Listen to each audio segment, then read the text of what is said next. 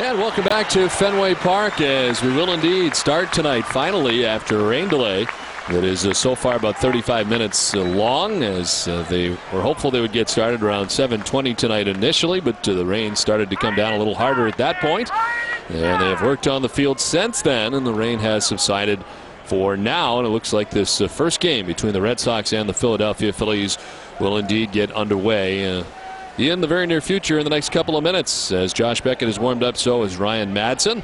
They've added a lot of drying agent around the warning track areas and worked on the mound and home plate, of course, which was covered anyway throughout the afternoon, and all the rains that came through. Well, certainly the Red Sox want to play the Philadelphia Phillies because the Red Sox have done such a great job in interleague play so far this season. It has been very kind to the Red Sox in years past. In fact, coming into this year, the Red Sox had a sub-500 record in interleague. They were 12-6 last year, and so far this year, 8-1.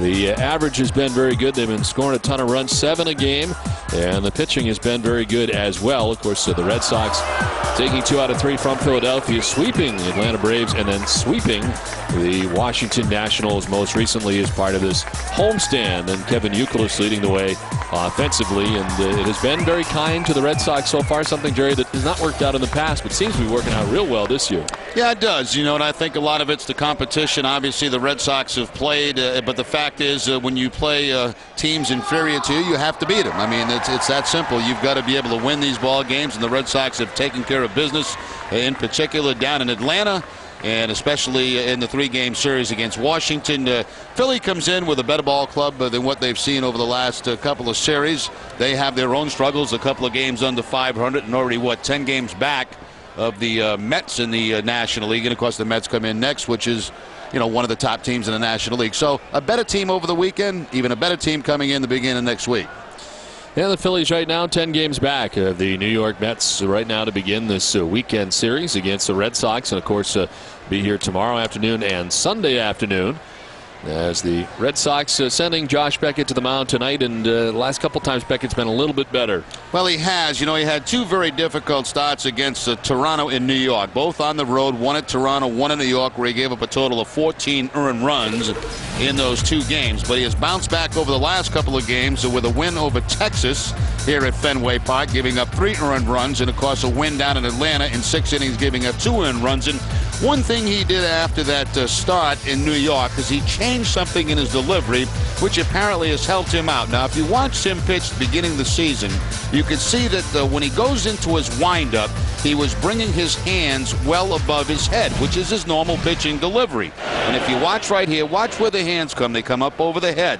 Okay, now after getting knocked around a couple of ball games, he made an adjustment, and what he's doing now in his windup, he's stopping right about at this level. So what it's doing, it's eliminating him from coming up to the top. He feels a little bit more compact and has actually made better pitches. Now, it's small adjustments like that pitchers, hitters make throughout the course of the season, where they hope that they can, get some improvement. And that certainly has seemed to help Josh Beckett. He felt like when he was going over his head, he was drifting a little bit in his delivery and not throwing the pitches where he wanted to. With this new windup, or let's call it maybe a 3/4 windup, he feels a bit more compact with it, and he's been able to locate his pitches much better. So it's a slight adjustment, but it has helped Beckett.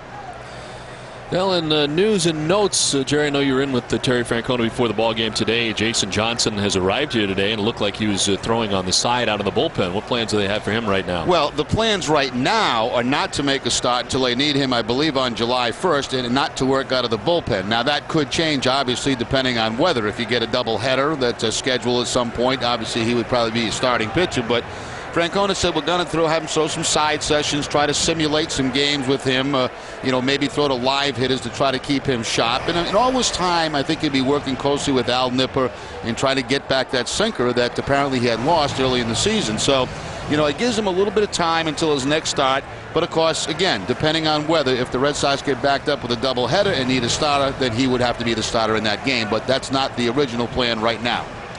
And as we mentioned off the top a little bit earlier there, anticipating more bad weather tomorrow. As it turns out, both these teams have Monday off if they did need an extra day to get one of those games in if something does not work out this weekend. But it does appear that we're getting underway here tonight A little bit late, but underway nevertheless. I'll tell you what, this afternoon is as hard as I've seen it rain around here in a long time. It started about 2 o'clock out west and moved in this direction, and it was some nasty lightning and thunderstorms. And I understand quite a bit of the areas lost power around New England and around the Boston area. You can see the floods are coming right down through the Red Sox dugout. Certainly the same in the visitors' side.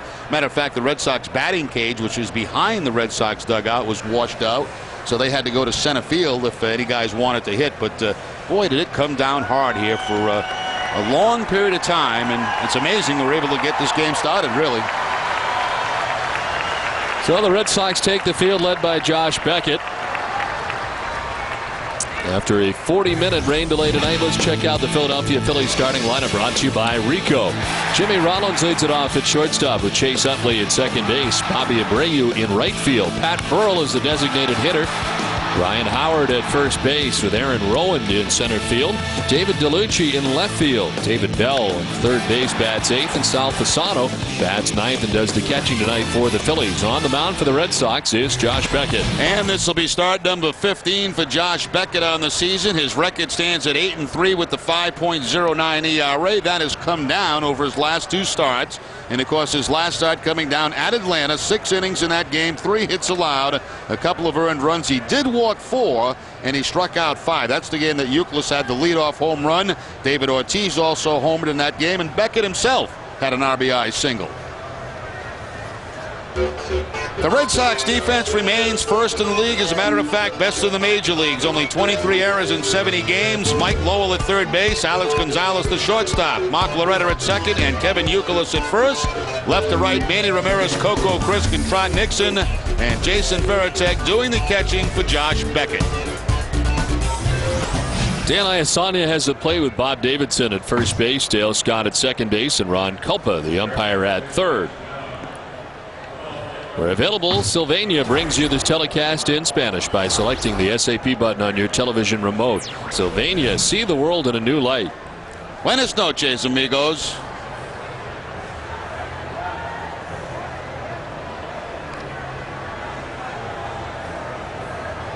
Charlie Manuel in here with the Philadelphia Phillies as they get off to a relatively good start. We're hanging around for a while, but now the Mets put some real separation between themselves and the Phillies. 10 games back are the Philadelphia Phillies heading into tonight's action, and I wonder what kind of pressure may be swirling around him at this stage in Philadelphia. Very strange. When you look at the Phillies, they are last in the league in batting average, but they're 6th in the league in runs, and that's because they hit home runs. They are 4th in home runs. Cincinnati, of course, leads the National League in home runs. So the Phillies offense has been, low batting average, but still producing some runs.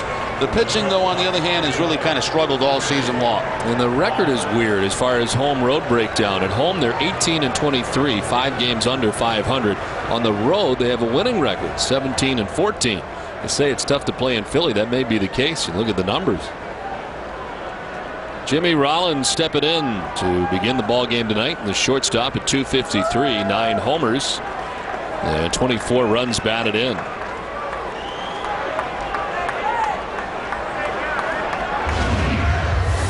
At a 43-minute delay, but we're ready. And the first pitch of this one misses for ball 1 to Rollins.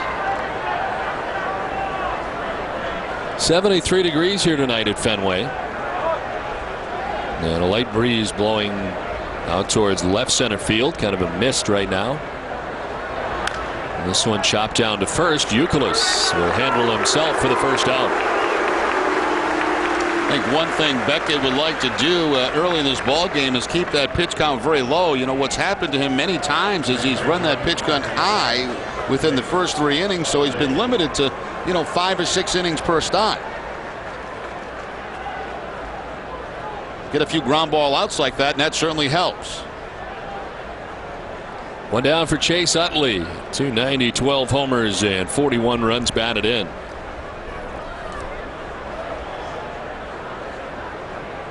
Utley has enjoyed his time against the Red Sox this season, hitting at .385 against Boston. He's 5 for 13. He's been slumping recently, though. In that last homestand, only 6 for 32 for a .188 average. Still very respectable .290 average, though, starting the game tonight.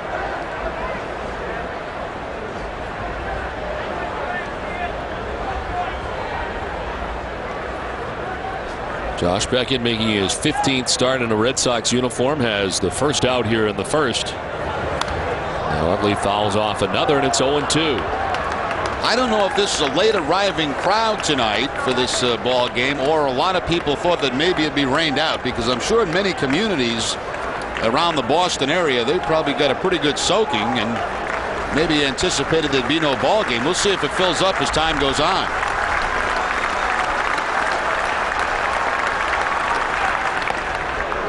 Well, he doesn't chase 94 from Beckett, and it's 1-2. Beckett trying to get his 50th career win tonight, making his 15th start of the season for the Red Sox, his 6th there at Fenway Park, and his 2nd this season against the Philadelphia Phillies. Lead the Phillies back on May 20th.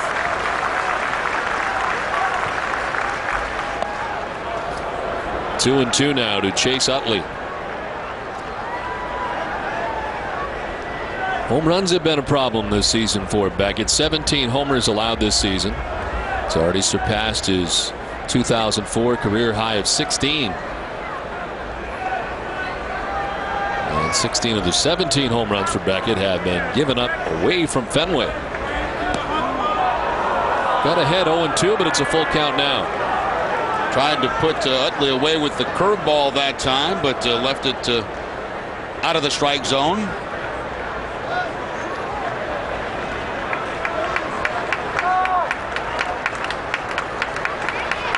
Bobby Abreu waiting on deck. 1 out here in the first inning. 3-2. Sent fouled again, and the lengthy at bat continues for Chase Utley. Now, you mentioned the second start against the Phillies. Beckett offensively in his first start in Philadelphia, hitting the home run in that ball game. As I mentioned, he had a hit last time he played the Atlanta Braves, a drive and a run. So offensively, as he gets the cold shoulder treatment after the home run, he's been very good in interleague play in the National League parks. Hit that off Brad Myers, who he was able to beat on May 20th. This one sent foul off to the left. 96 that time from Beckett. What is with this rain on Fridays here at Fenway Park? Unbelievable. Now, we got a show Friday Night Fenway that starts at 5:30. I think it's originated from the ballpark once because of rain conditions. The first time, right? Yeah.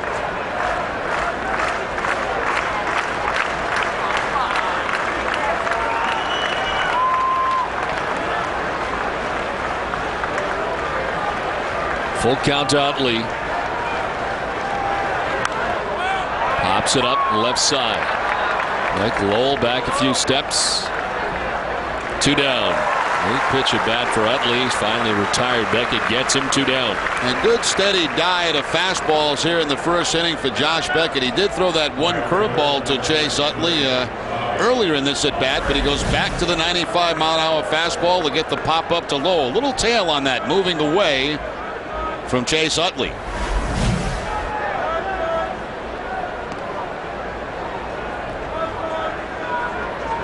Two down for Bobby Abreu, right fielder for the Phillies at 288, 8 homers and 49 runs batted in.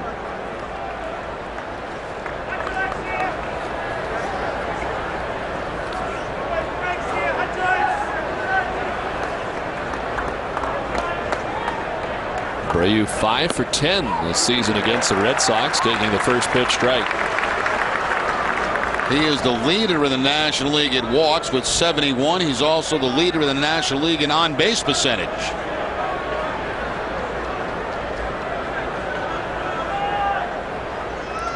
He's also seen 1,400 pitches this season. It is most among all major league players. As he looks at another pitch, and it's 1-1. In the head-to-head matchups between Beckett and Abreu, Beckett's had the good side of it, a 161 average, but 2 home runs by Bobby Abreu.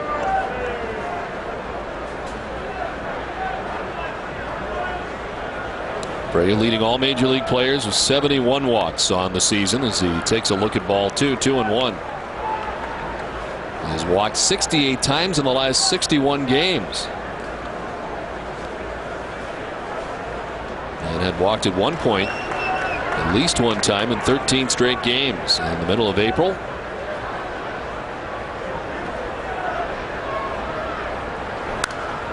Fouled off to the left, and it's 2-2.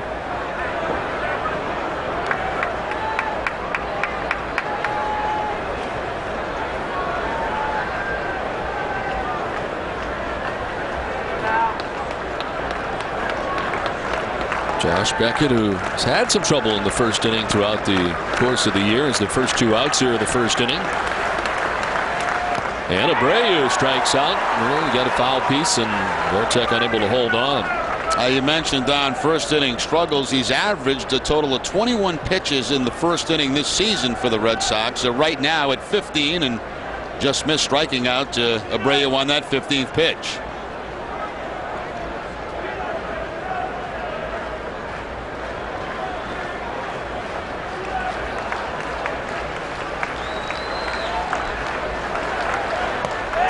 He's got him. 94 and up, and Abreu chases again. Down in order go the Phillies. Red Sox coming up.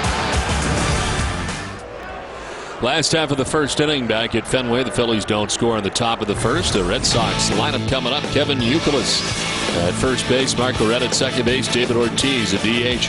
Manny Ramirez in left field. Trot Nixon in right field. Jason Varitek batting 6th does the catching. Mike Lowell at third base. Coco Crisp batting 8th in center. And Alex Gonzalez batting 9th at shortstop. Red Sox facing Ryan Madson tonight. Well, last time we were in Philadelphia, Madson was working out of the bullpen against the Red Sox. He has made 11 starts on the season, 16 appearances, a record of 7-4 on the year. And in his career against the Red Sox, he's been in 3 games, all in relief. A 1-0 record. That's a total of 5 innings, giving up 1 earned run.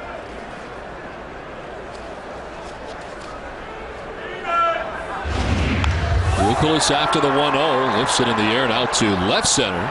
And almost a collision, but Aaron Rowan steps in front of David DeLucci for out number 1. The Phillies defense is brought to you by New England Ford dealers. Tonight they'll have David Bell at third base, Jimmy Rollins the shortstop, Chase Utley at second, and Ryan Howard at first. Left to right, Dave DeLucci, Aaron Rowan and Bobby Abreu. Sal Fasano doing the catching. The Phillies 10th in the National League with 51 errors in their 72 games.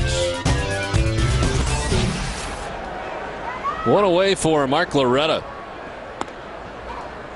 The Red Sox second baseman hitting at .308 to begin the night. 2 homers and 30 runs batted in. Red Sox will see the fastball, obviously. They'll see the curveball, slider, and changeup from Ryan Madson. Opposite field down the line. Bobby Abreu was over. He's got a long way to go and won't get there. It gets by him. And he'll retrieve it, but not before Loretta is into second base. A double for Mark Loretta with 1 down in the inning. Well, Loretta now with a hitting streak of 7 games. He's coming off a 3-for-5 performance in his last game against the Nationals. You see how deep Abreu is and a long way to go. He can't get to it. It gets by him. Once it gets by him, that's 2 bases for Mark Loretta. He did knock it down with his glove, and it bounced off that short wall out there in right field.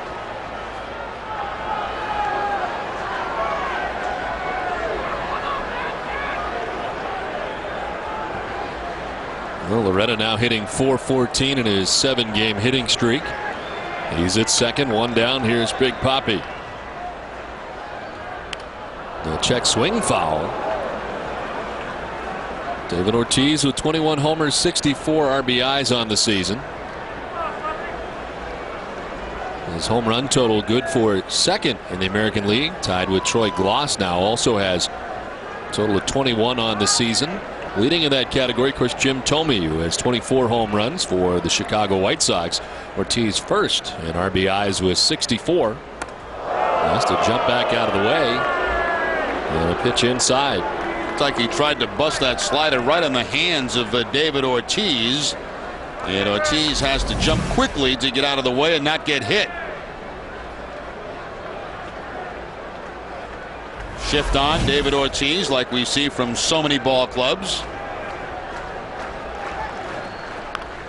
Off the end of the bat, cued foul down towards DeMarlo Hale. And it's a ball and 2 strikes to David Ortiz.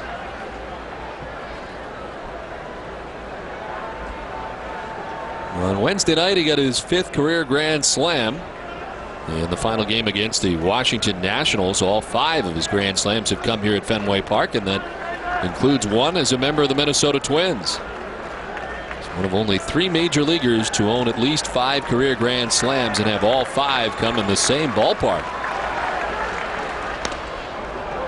2-2 now to Ortiz. That pitch by design. You can see Fasano putting that glove up high for the high strike target. Ortiz would not bite on the high fastball.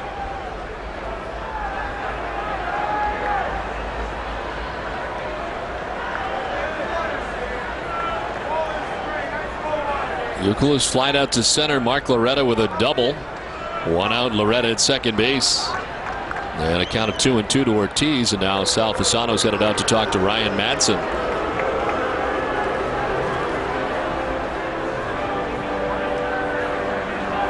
Well, kids, collect the caps from Hood Milk in the light block bottle all summer long, and your school could earn up to $10,000 and win a visit from the Red Sox. Go to hood.com for more details.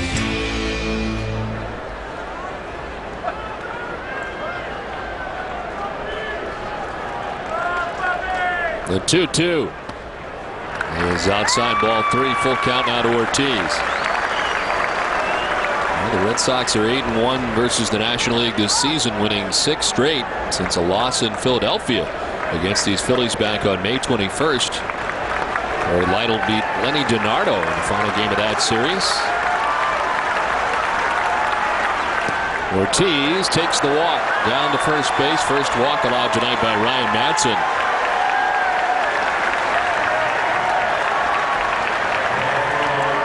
Let's take a look at how Madsen approaches Ortiz, in particular with the man in scoring position. Of course, David eventually drawing the walk. Starts him out with a fastball. That's down the plate. He fouls off. The slider up and in. Has him dancing off the plate. Then he goes to the changeup. High fastball, hoping he'll chase. He did not. Back to the changeup, down and away. And I believe another changeup. Yes, back-to-back changeups. And Ortiz lays off it to draw the walk. So he does not go out of the strike zone to try to drive in that run. He takes the walk. Lenny after the first pitch, fouling it off to the right. Ramirez starts tonight at .288 with 18 homers and 45 runs batted in. It's been hot lately over the last 4 games, 6 for his last 16. Had a very good series against the Washington Nationals, in which he went 5 for 12 with a home run and 3 RBIs. Ball and a strike now to Ramirez.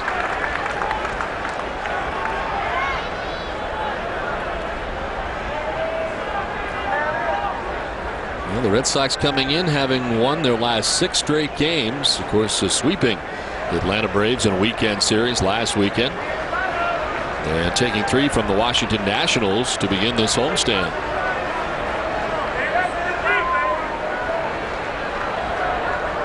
Red Sox with a day off yesterday. They get the weekend series here against the Phillies. They'll have another off day on Monday for the arrival of the Mets.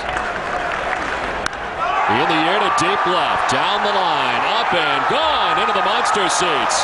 3-run home run for Manny Ramirez as the Red Sox on top 3-0.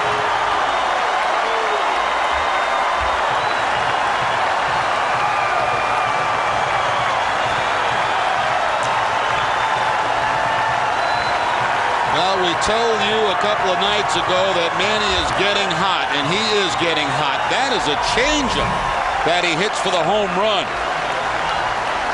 Beautiful balance by Manny. Maybe a little bit off balance with his feet, but his hands stay back and just drives that ball to the back of the monster seats. Line drive, home run for Ramirez.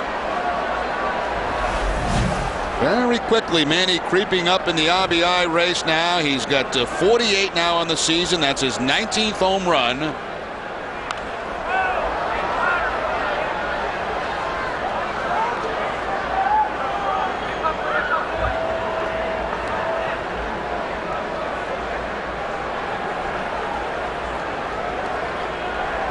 Here's Nixon with the Red Sox on top 3-0. And the pitch in there for a strike.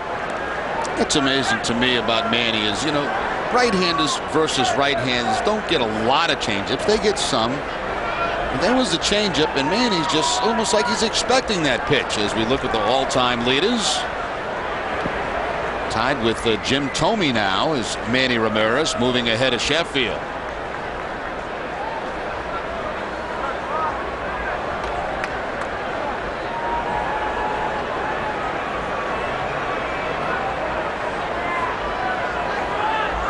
2 strikes to Nixon. And it's a strike 3 call. Trot knew it. First strikeout of the night for Ryan Madson. One more look at Manny's swing from the side angle, and this is an off-speed pitch, a changeup. Now watch the front foot go out, but the hands stay back, and he's still able to drive that ball on a line. I mean, that's beautiful hitting by Manny Ramirez.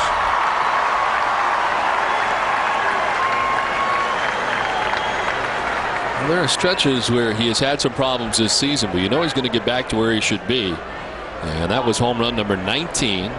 RBIs 46, 47, and 48 on the season. Well, the old baseball saying is, you know, somebody's going to pay. And you always say that about Manny Ramirez, and eventually he does make you pay. And tonight here in the first inning, it's Ryan Madson and the Philadelphia Phillies. Varitek takes a strike, and it's a ball and a strike to the Red Sox captain.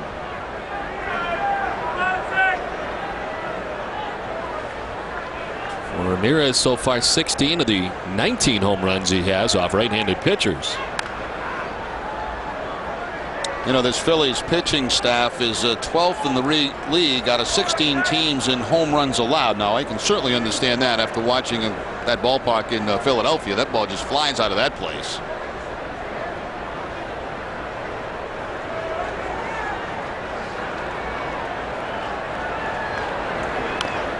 Varitek off the end of the bat, fouling it 1-2.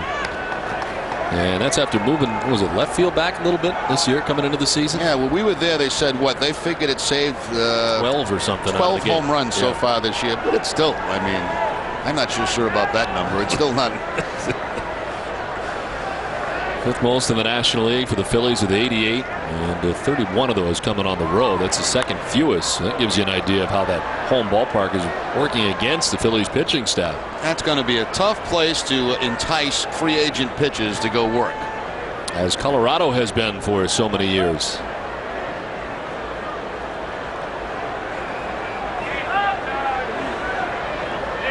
A 1-2 pitch.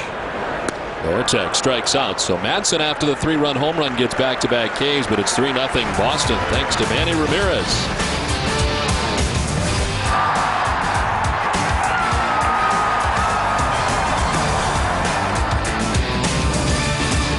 Begins on Tuesday. Nesson's coverage starts Monday at 1 o'clock. You'll see the Red Sox Classic featuring Pedro Martinez, one-hitter in 2000. Then at 5, the Red Sox tribute to the 1986 AL champion Red Sox will be live from Fenway Park. On Tuesday, we'll carry Pedro's press conference live, scheduled to begin at 4:30. All this in addition to our complete coverage of the 3-game series, including pre- and post-game. For continuing Sox-Mets coverage, Nesson is the only place you need to be. 3-0. The Red Sox on top as we head to the top half of the second inning. Pat Burrell, the designated hitter for the Phillies, leading it off. 266, 18 homers, 52 runs batted in for Burrell. And followed by Ryan Howard and Aaron Rowan. The key matchup is brought to you by Honda. And it's been a struggle for Burrell against Josh Beckett. 9 strikeouts and 32 at bats and just a 188 batting average. Beckett had a 1-2-3 first, had to throw 16 pitches. Chase Utley had a lengthy at bat before popping out to Mike Lowell.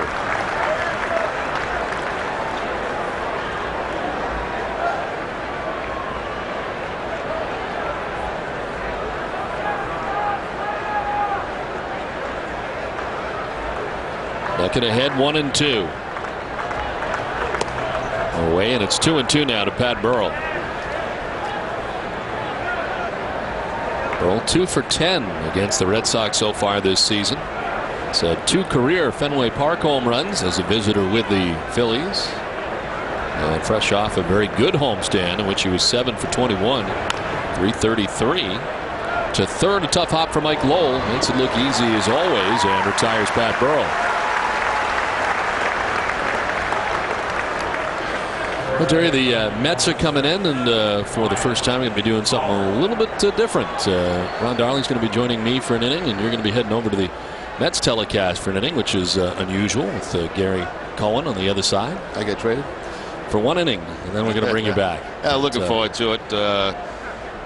go over, do an inning on New York side, give them a little Red Sox perspective, and of course you'll get that from Ron Dowling here about the Mets. And of course the Mets have had an exciting season, so I'm sure there'll be plenty to talk about. I think that's on Wednesday, and that's supposed to be the day that Pedro pitches here at Fenway Park. What do you think? We've talked about it a couple of times, but as a change for you, what kind of reaction do you think Petey will get upon his return? I really don't have I have no clue. No, I've given up on that kind of stuff. I've said before, I hope it's good. We'll see. Coming off a good outing in his last outing. He's going to be working on an extra day's rest when he comes here to Fenway Park, which is always a pretty good thing for Pedro. So, we'll just have to see. He's having a pretty decent year as far as I know. He's 7-3 at the moment. Yeah, he's in the top 10 in ERA at 3.01. He's got 110 strikeouts to lead the league. His bullpen hasn't helped him on occasion. And opponents have hit 190 against Pedro this season, which is the best in the National League. Do I have to, when I do this inning in New York, do I have to use my New York accent or just stick with my Boston accent? It's good to be with ballpark. You should mix that in. Yeah, do you have a New York accent? Ballpark.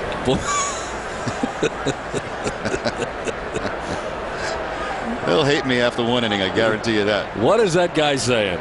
The 1-2. It's 2-2. Yeah, this afternoon I was coming to a ballpark.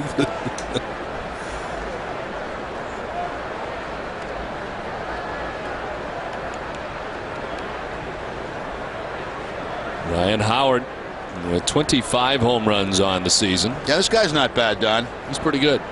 Rookie of the year last year. Just 88 games with the Phillies, good enough to win the award for the National League.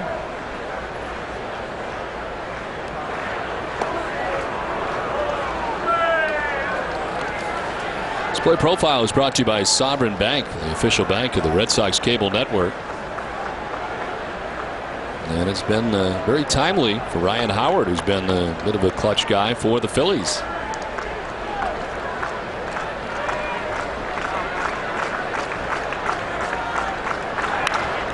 Chopped down the first baseline, foul. Two things. You can see the Charlie Manuel influence on Howard. Very similar to Jim Thome, the way he points the bat at a pitcher. That's his trigger to relax and get ready. And of course, this guy can use the whole ballpark. He can take you out of any part of the ballpark. There's that point of the bat, and that's very similar to what Jim Thome did under Charlie Manuel at Cleveland and continues to do. Swing and a miss. And no effect on Beckett, who picks up his second strikeout. 2 down. Both fastballs, both strikeouts, I should say, for Beckett coming on the fastball, and he goes up and away. Any big power hitter with a slight uppercut swing, like Howard, he's vulnerable to those high fastballs, and no contact that time. 72nd time he has struck out this season. Well, last time the Red Sox and Phillies met, Aaron Rowan was on the DL after running into a fence in Philadelphia. But in the series and back for the Phillies, his face was a mess when the Red Sox were there, and it just happened as he grounds one foul outside of third. He's very lucky. His face is only a mess after he crashes into a wall. My face is a mess every day. And that's without even, hitting anything. Boy, he did take that was quite a collision he had with that center field fence, and they finally did pad that after.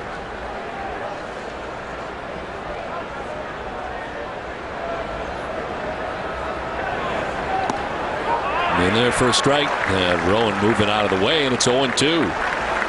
First, a member of the world champion Chicago White Sox, a fine defensive center fielder, Aaron Rowan, in his first year with the Phillies. He's been all over this order. He's batted in 6 of 9 spots for the Phillies this season. He's been all over. And strikes out this time. Back-to-back Ks, 3-all for Beckett. 3-0 Boston. 3-0 in the bottom third of the Red Sox order anticipated in the inning. Like Lowell, Coco Crisp, and Alex Gonzalez. Brian Madsen surrendering the 3-run home run to Ramirez in the first. Back-to-back strikeouts for Beckett, the fastball of Howard, then the snapping curveball. Probably the best one he's thrown so far in this game, and he gets Aaron Rowan to chase it. So Beckett with 31 pitches through 2 innings, and he also has 3 strikeouts to go along with it. So that's a very good start for him, pitch count wise.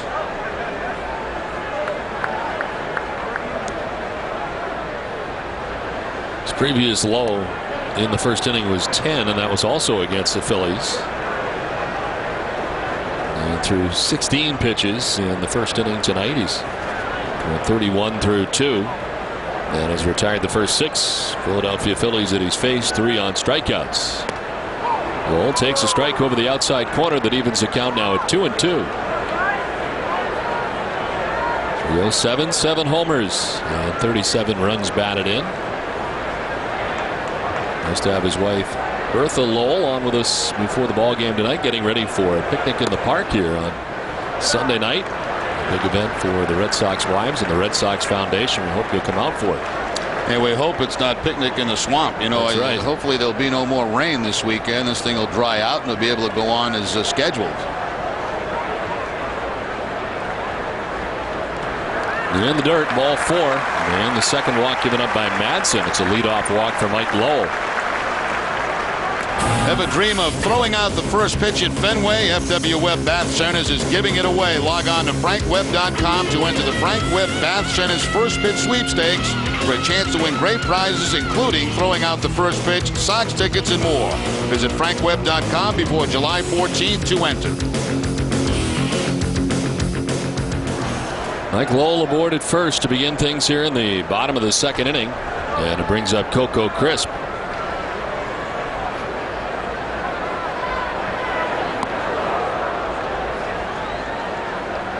David Bell, the third baseman, in tight, well on the grass, expecting the possible bunt from Coco Crisp. I doubt very much that was a sacrifice attempt. That's probably Crisp just bunting on his own. 7 for his last 18. 389 Coco Crisp over the last 4 games. Ahead of the count now, 2-0.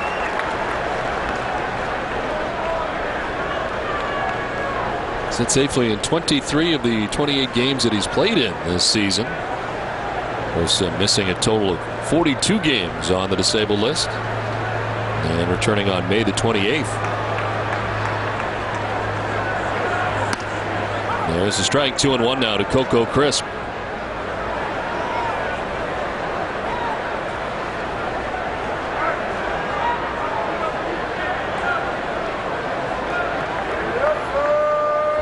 First time the Phillies have been to Fenway Park since the Red Sox took 2 out of 3, June 25th through the 27th of 2004 here at Fenway.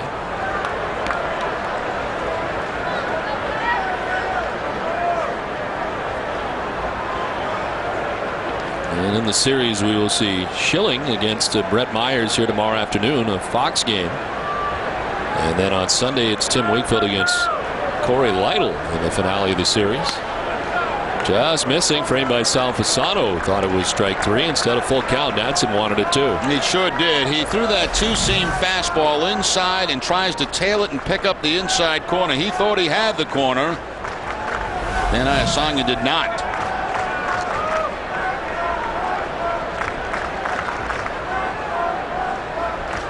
So instead of 3-2, and Crisp sends it through the right side into right field for a base hit. Mike Lowell stops at second, and a base hit for Coco Crisp, and it's first and second, nobody out. Lowell was not off at first base. They were holding him on the 3-2 count, so this ground ball, topspin ground ball that gets by at Howard in a clip quickly is fielded by Bobby Abreu, and Mike Lowell has to stop at second base. I thought they might have Mike running on the 3-2 count there. They did not. So the result, the men at first and second with nobody out.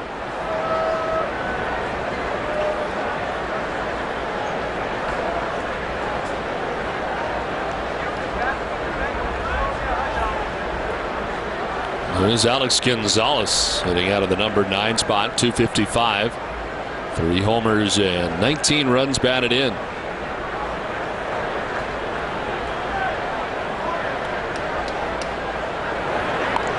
Showing bunt, popping it up foul back onto the screen.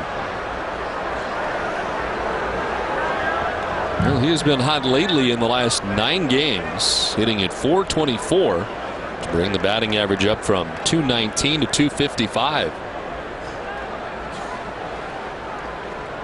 And if you stretch it out even a little further, over the last 19 games, hitting at .352.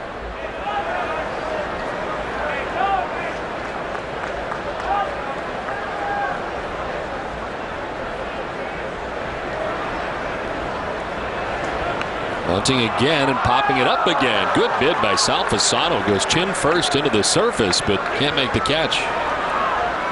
Kind of a strange attempt there by Gonzalez. He gets a breaking ball, kind of jams at the ball. Had the barrel of the bat underneath. He pops it up. A nice effort by Fasano.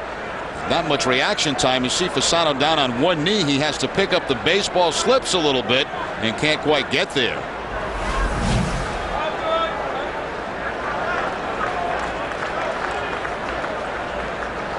Got 5 of them this season, unable to get it down in 2 attempts. And he's going to try it a 3rd time perhaps as he takes the ball up high, 1-2. And I'd bet my house that he was doing that on his own. Guys, when they're asked to bunt sometime, especially guys who do it consistently like Gonzalez, if they miss on the first 2, sometimes on their own, they'll elect to do it on a 3rd strike, and the manager probably doesn't want that.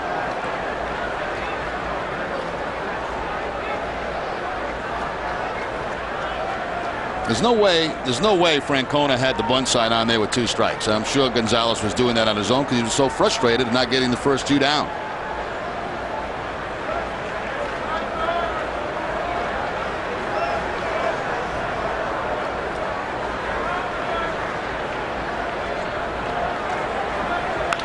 Swinging away and sending it into left field. Lowell stopped at 3rd. Red Sox have him loaded with nobody out here in the 2nd inning.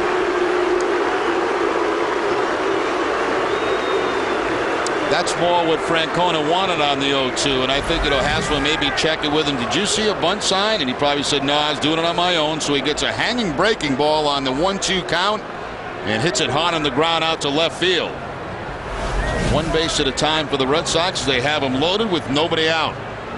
And that average keeps climbing for Alex Gonzalez. Well, we always said if Gonzalez just hits 250, 260 the way he plays defense, it's going to be great. Well, that's exactly where he is. He's started the game at 255, gets a base hit, and defense, well, forget about it. It's been lights out. 1 error on the season. Leads all AL shortstops with a .995 fielding percentage. He's gone 50 games since his lone miscue back on April 9th in Baltimore. Both a single season and overall team mark for a shortstop. Well, the Red Sox Player of the Week is brought to you by your Kia dealers. This week it's Alex Cora.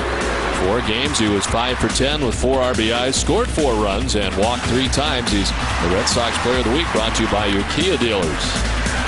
Another Red Sox shortstop.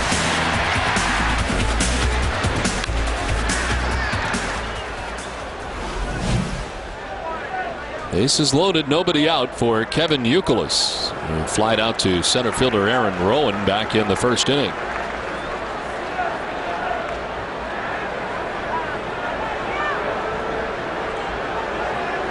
We were wondering about those empty seats. Looking around now, looks like they filled in pretty good. Sure did.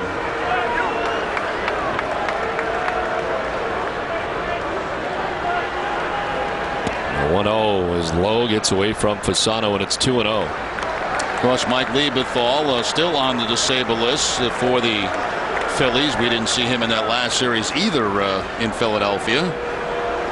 Fasano getting the bulk of the playing time behind the plate.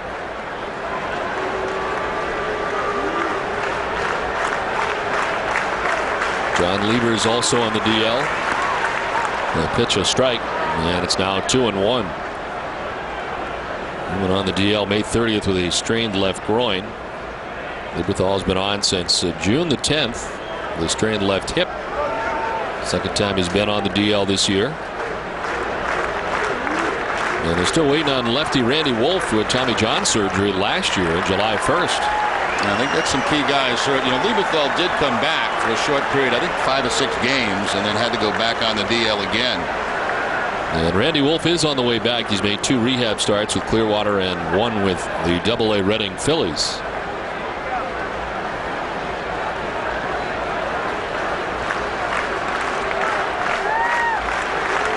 Bases loaded, nobody out. 3-1. Fouled off, and it's a full count now to Youkilis. Now sensing this game could get out of hand early, already action down in that bullpen for the Phillies.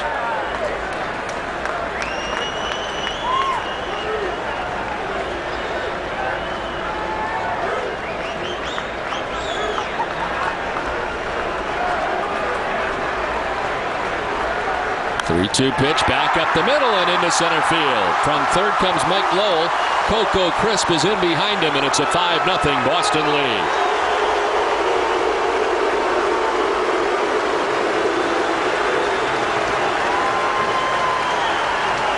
Once again, Kevin Youkilis running the count to 3-2. He gets his fastball and he shoots it right up the middle, driving in 34 and 35 on the season. And the Red Sox really can put this game away very early tonight. 5 already.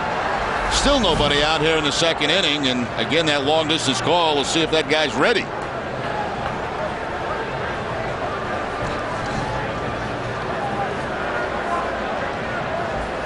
Well, now is the time to sign up for the 2007 Red Sox fantasy camps for adults 30 and over. The week-long camps are a great winter escape in the Florida sun. You'll play with and against the heroes of your youth. The camps consistently sell out, so call now while spaces remain. 877 Red Sox 9.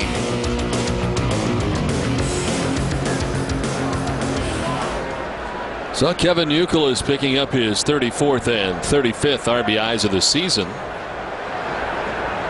And it's first and second, still nobody out, 2 runs in. And Mark Loretta, who had a double his first time up.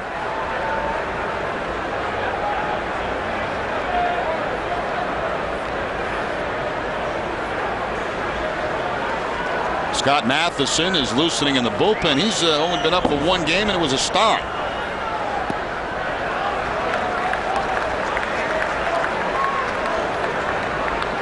Ryan Madsen having trouble here tonight. Allowed the 3-run home run to Manny Ramirez in the first inning, and then proceeded to strike out Nixon and Varitek. But this inning he's been a struggle. He's not yet recorded an out. There's a strike. 2-1 now to Mark Loretta.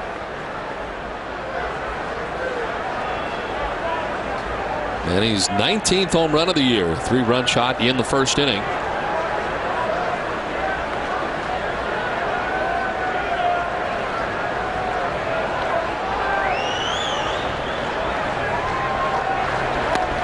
Swing and a miss. Loretta has an even count now, 2-2.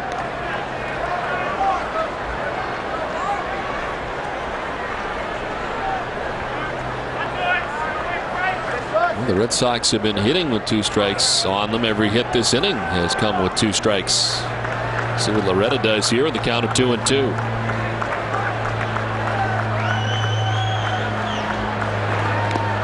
Foul tipped and held onto by Sal Fasano. 3rd strikeout for Madsen in the first out of the inning. Madsen's not bashful about throwing that changeup. Throws it to Loretta here with the 2 strikes, a foul tip, and a nice play by Fasano to catch it before it hits the dirt.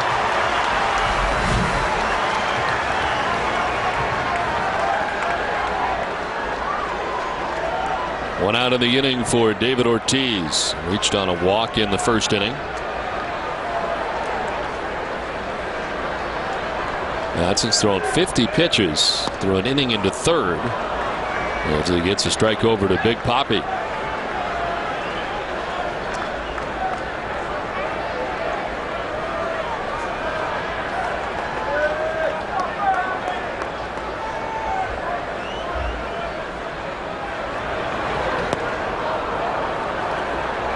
Did he go? No, says Ron Culpa, third base umpire. It's a ball and a strike now to David Ortiz. Bobby Abreu very shallow out there in right field for Big Papi. Almost in the same position where he was playing Mark Loretta.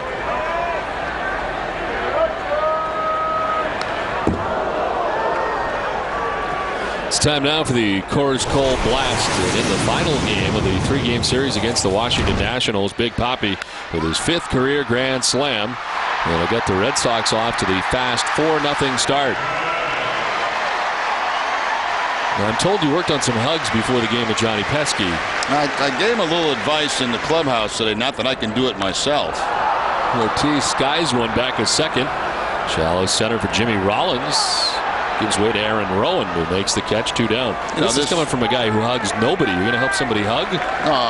No, I didn't show him how to hug, but I told him. I said, look, man, Johnny, this man hug stuff is pretty new in baseball, and I know you don't know how to do it. I said, just remember, when he starts to hug you, tuck to your left, so he doesn't knock your head off and your nose and your hat. Says you got to tuck left, or you're going to get crushed. So Johnny was working on it in the clubhouse. Well, it clearly needed work after we saw the other night. He got engulfed by David Ortiz. Left, time is go right. You go right, you're going to conk heads. Maybe that's why that happens, as Manny takes strike 1 from Madsen.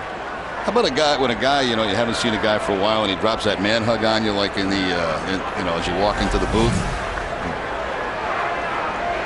You don't know what to do. No. That's why I always go right.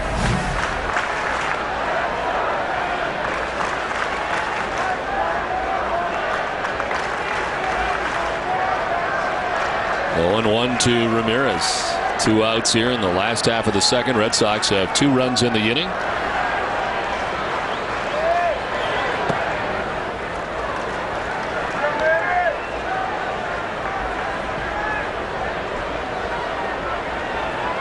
Phillies losing the final game of their homestand 5-0 to the Yankees. One of a huge crowd in Philadelphia, the second largest crowd in the history of Citizens Bank Ballpark, 45,111. Didn't we have the largest crowd there when we played? I believe we did.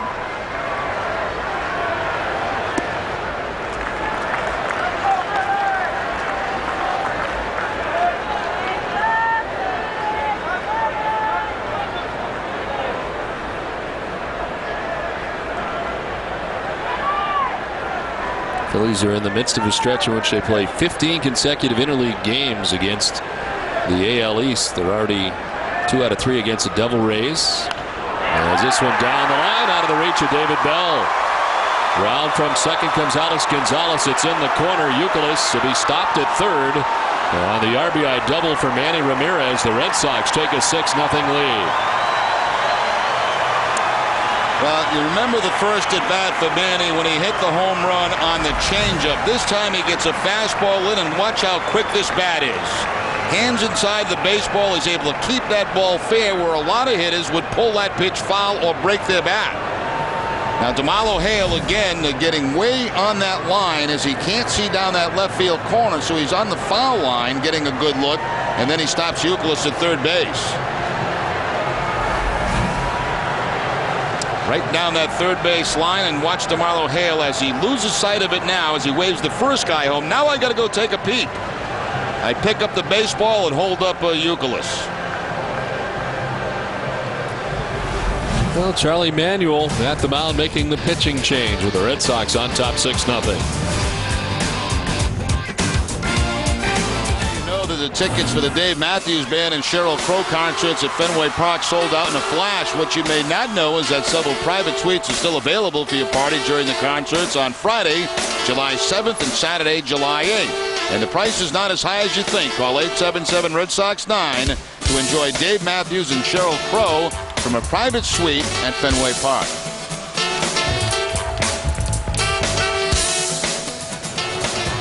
Ryan Madsen done after an inning in 2/3 tonight, and DePart still responsible for 2 men in scoring position, but so far has given up 6 runs and thrown 58 pitches. He departs as this call to the bullpen is brought to you by your local Ford store. Every journey begins with a bold move. Start your journey today by visiting your local Ford store. Scott Matheson in for the Phillies.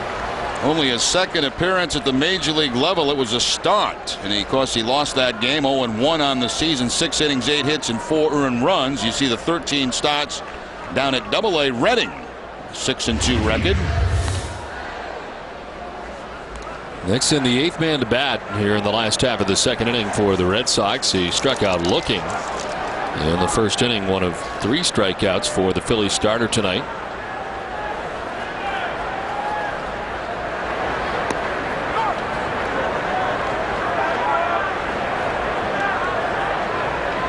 Jackson with a 6-game hitting streak, 10 for 22 during the streak. And a great series against the Nationals with 6 for 9.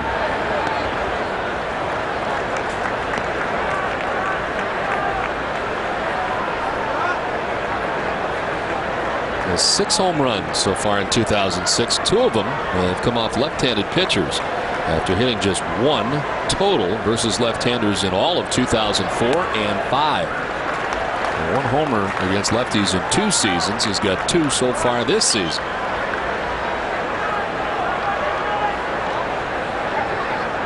He bats with the Euclid at third base, Ramirez at second base, and 2 down here in the second inning. Center field struck well. Rowan with room.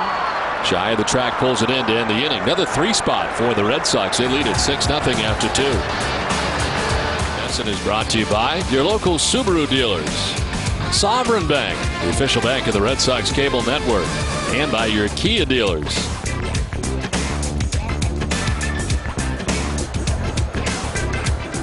Top half of the third inning, and Josh Beckett now has a 6-run lead to work with. As the Red Sox on 6 hits now with 6 runs for their starter, who deals with the bottom third of the Phillies order. David DeLucci, David Bell, and Sal Fasano.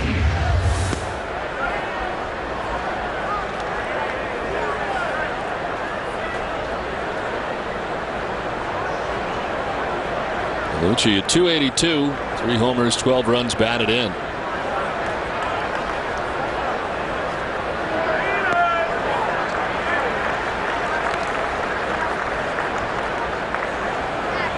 A 26-minute wait for Josh Beckett while the Red Sox were compiling 3 more runs, and of course the pitching change mixed in between.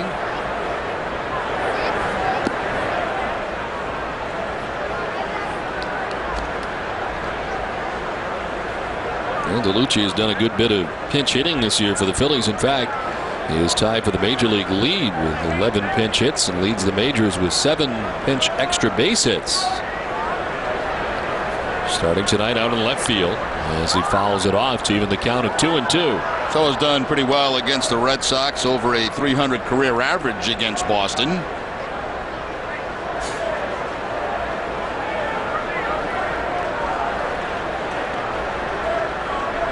They're spending time as a member of the Texas Rangers.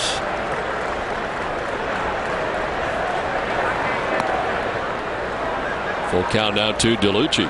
First changeup, I think, tonight from Beckett, and that one down about 85. That's a little bit slower than we normally see. A lot of times he's 88, 89 with his changeup.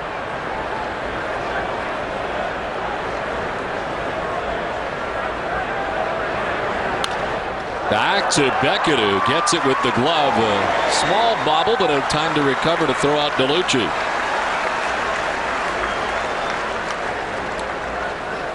Right to the glove side for Josh Beckett. Fastball. You'll see the glove down by his side, and as it pops out, he grabs it with the bare hand. Nice easy flip to first base to get the out.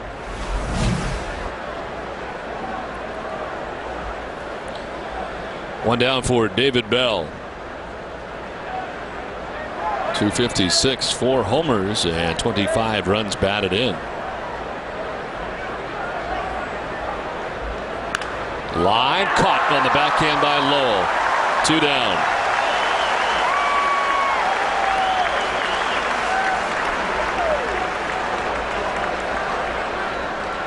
Thing you don't want to do as a hitter against the Red Sox is hit it to that left side, because there's not many hits over there between that combination of Lowell and Gonzalez. Just not even time for a crossover step for Lowell.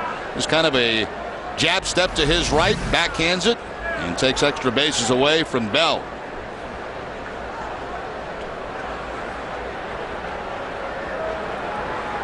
Two down for Sal Fasano.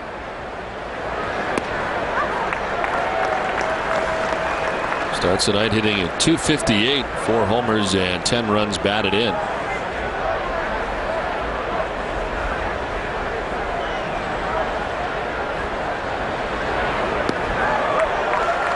Quickly 0-2 to Fasano. Broke into the big leagues in 1996 with the Kansas City Royals. The Royals, the Oakland A's, Colorado Rockies. His It's with Anaheim. A couple of years at AAA before getting back to the big leagues last year with the Orioles. Down the third baseline, foul this time. What did we just see? Looks a little bit like Fasano. Was it Majeski, the relief pitcher from Washington? Yeah, a little bit. A little resemblance. Yep. Sal's a little shorter, I would say. Sal likes playing at home, you know. He's got that great fan club, Sal's Pals, that we always see. Swing and a miss, 4 Ks for Beckett, who's been as good as it gets through 3. 6-0 Boston. Cool music, the Fenway Sessions on July 12th at 6 o'clock at Fenway Park with the Stars. Under the Stars, call 877 Red Sox 9 or visit redsox.com. Last half of the third inning, the Red Sox on top 6-0. And it'll be Veritek, Lowell, and Crisp. Face Scott Matheson, who came into the game last inning. Relief of Ryan Madsen, who's charged with all 6 runs the Red Sox have so far tonight. Veritek struck out swinging back in the first inning.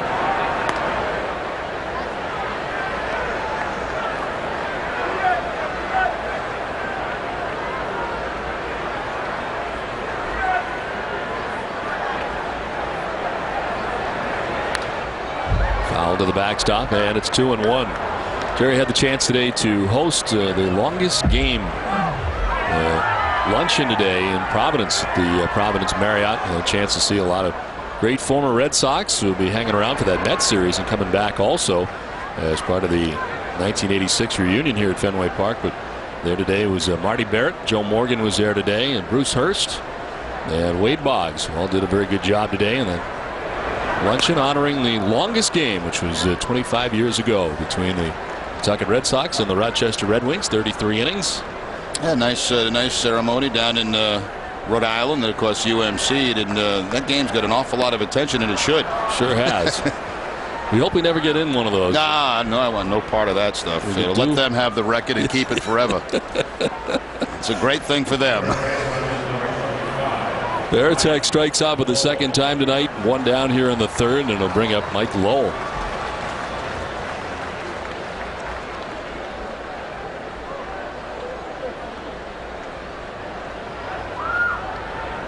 Dallas Williams was there today. He was the former first base coach for the Red Sox back in 2003. He was on the Red Wings team. He went 0 for 14. Ooh, that's a tough day. That's a bad month. Yeah, that's a tough night. tough night. 0 for 14. You know, I didn't want to make you quit. Yeah. Bruce Hurst pitched 4 innings from like 2:30 in the morning till 4 a.m. So when he took the hill. I mean, it was some pretty incredible numbers. There's a pitcher for Rochester by the name of Umbarger who went 10 scoreless in relief. This is line to right, and it's in for a hit in front of Bobby Abreu. 1-out single for Mike Lowell, who's been on twice tonight. Yeah, Mike's been struggling a little bit lately offensively. 4 for his last 21 coming into the game, with the walk and now the opposite field base hit. He'll take that breaking ball that's away, maybe out off the outside corner. He puts it on a line in front of a very shallow Bobby Abreu in right field.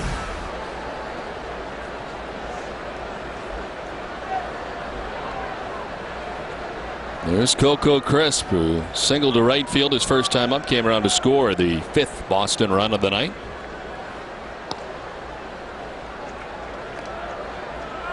A 43-minute rain delay to begin the ball game tonight.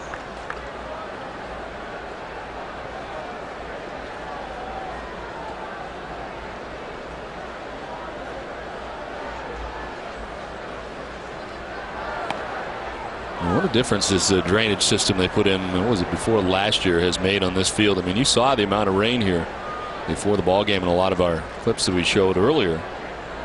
And the field looks very, very good here. You wouldn't believe how much rain came through here. And the water streaming down the stairs into the dugouts, and all the standing water in the field is virtually gone. I mean, this is amazing. Yeah, what's that? That's the Red Sox dugout, right? Yeah. This wasn't that far before the game was supposed to start tonight. I mentioned earlier that carried right into the batting cage, which is behind the Red Sox dugout. Flipped to first underhanded by the pitcher Matheson. Up to second base goes Lowell. That was pretty nasty. I'm sure we don't have to tell the people out there. They've experienced it. A lot of them lost power in the area, and some really nasty lightning storms, and rained as hard here as I've ever seen it rain. Terry Francona's out arguing. As Coco Crisp is still with the bat in his hand. Looked like he double tapped it. If he did in the batter's box, it's a foul ball. That's what I think he's contending. And if he did out of the batter's box, he's out. He's definitely hit him twice. One out of the picture. Tough to tell. I didn't think it did originally, just looking at it the first time around. And Coco, I don't think thought it did either, because he started to run to first base.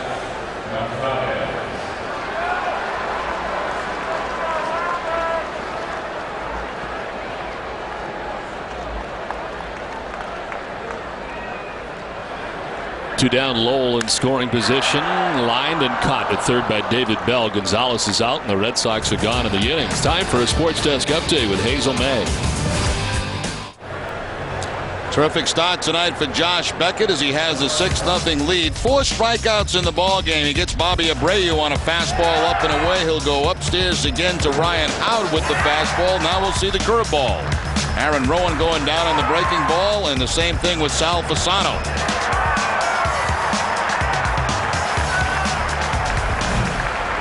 Josh Beckett, 42 pitches through the first 3 innings.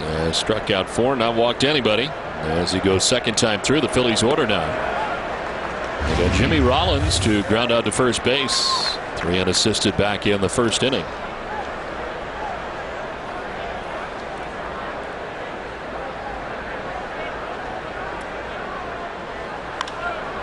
Rollins lifts the fly ball out towards right center field. Trot Nixon over to make the catch for the first out of the inning. Beckett got away there with a high changeup to Jimmy Rollins.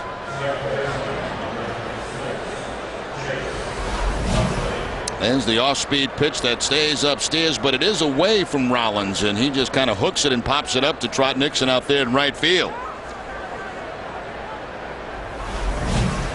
1 down, 10 in a row, retired by Josh Beckett, and it brings up Chase Utley. Popped out to third baseman Mike Lowell in the first inning. Now this is a special day, the 23rd of June. Of course, I announce it every year. It's the birthday of Frank Riley, who in Cambridge is better known as the Oil Baron, celebrating his 79th birthday. Now he may not know where he is. Sometimes he doesn't know where he is, but really? Somebody will tell him that I mentioned this. I always remember that because of the Oil Baron part. Yeah, I made millions and millions in the oil business. Owns half of Cambridge. Now towards deep center, sending Chris back front of the wall to make the catch for out number 2.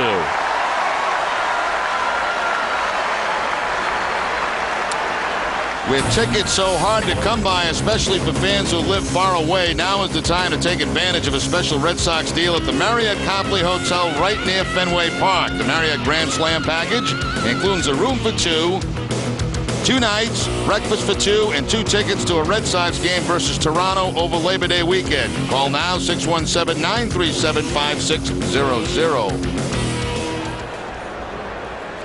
2 down for Bobby Abreu. He struck out swinging his first time up.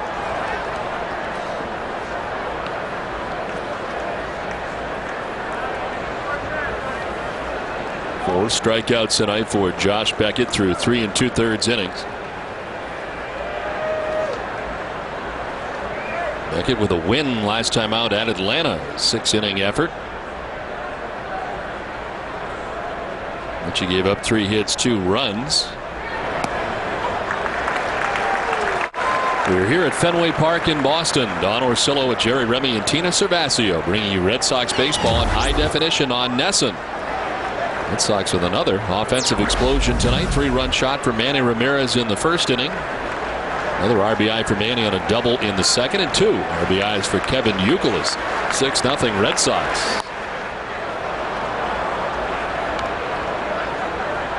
Red Sox have averaged 7 runs a game in interleague play and well on their way to getting that again tonight.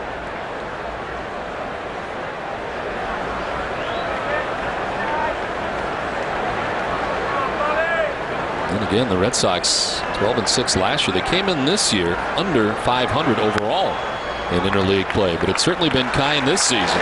Another 1-2-3 inning on just 8 pitches this time for Beckett. 3.5 done, 6-0 Boston. Last half of the 4th inning with the Red Sox on top 6-0, and the top of the Red Sox order, Kevin Youkilis. He has fly to center, single to center to drive in 2 runs in the 2nd inning, and ups his RBI total to 35. One more birthday wish done. Ethel O'Connell, who of course was married to the late Dick O'Connell, longtime Red Sox general manager and longtime member of the Red Sox organization. Turned 90 years old yesterday. So happy birthday to Ethel. Who was the general manager when you were traded to the Red Sox? Let's see, it was Haywood Sullivan. Okay. Yeah, Haywood and Buddy LaRue owned the team. Of course, Mrs. Yawkey, and Sully was the general manager. Softly hit, and Bell tried to cut it off. Instead, gets in the way as Youkilis down to first base. Bell's had some problems down at third base this year. 11 errors on the season, and this is one that maybe could have made the play on. A long way to go, and you got to wonder, even if he catches that ball, can he square himself up and make that throw to first base? It might go as a base hit. We'll see. They have not yet ruled on it, as Youkilis is aboard for the 2nd time tonight. I think at home you got to get a hit on that. And you're right. A base hit, as now Loretta sprays one out towards right center field. On the move is Rowan, who makes the catch and fires it back in. It's time for a game break. Let's check in with Tom Caron. Tom. Thanks, Don. Our New England Toyota dealer game break. The Yankees taking on the Marlins, tied at 3 in the bottom of the 4th. A-Rod, a single to center. Johnny Damon comes in, giving the Yankees a 4-3 lead. They now lead at 6-4. Manny Ramirez, 2 errors for the Marlins. Guys. All right, Tom, thanks very much. Back here at Fenway Park, we're at 6-0. The Red Sox on top here in the bottom 4th with 1 out. And Kevin Youkilis at first base for David Ortiz. Ortiz gets something in his eye.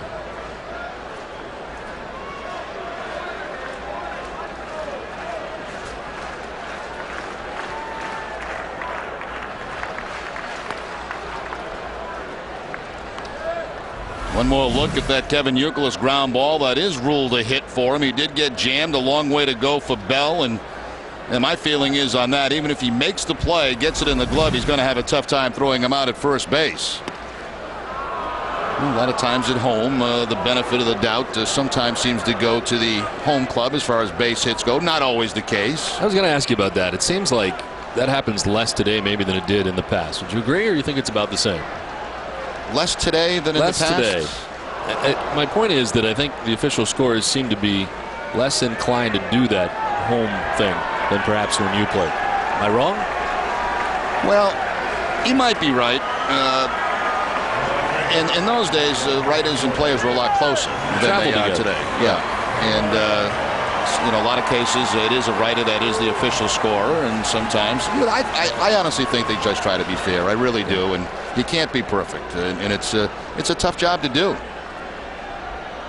And it's a hard, sometimes it's hard to score from as high as we are because you don't sometimes get to see the way the ball bounces. To third and Bell. Now that's an error. That's an error. Through the legs and into left.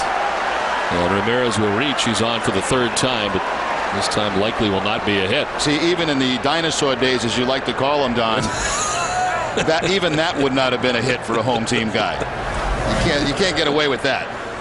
This guy's wearing a glove, though. So what you're trying to tell me is that my average was inflated because of the home stuff. You got cheapy. Yeah, those cheapies. I don't know how many hits you had at home. Get to the bottom of this. Well, let's put it this way, not enough. 12 errors now for David Bell. Nixon's 0 for 2 tonight.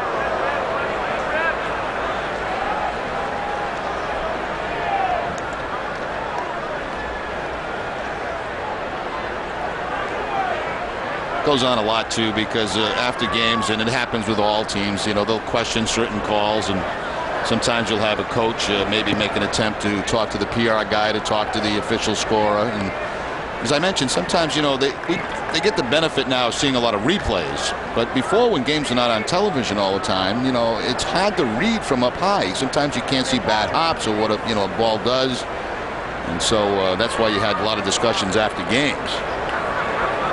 I think they have 24 hours to reverse a call. I don't know if that's still the rule.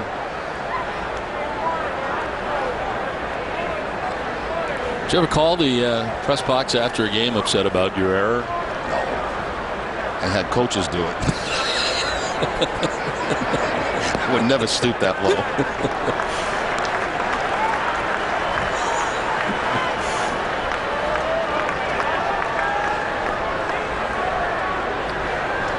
I tell you, the one that used to tick me off all the time is like you bunt. I bunted a lot. See what happens here. A strike to Nixon. And sometimes, it wouldn't be a perfect bunt, but it's by no means an ordinary effort by the pitcher or third baseman, to get you at first base. So if the pitcher would bobble it and you'd be safe, they'd call it an error on the pitcher. And I never agree with that. Because it took the hit away from you. Exactly.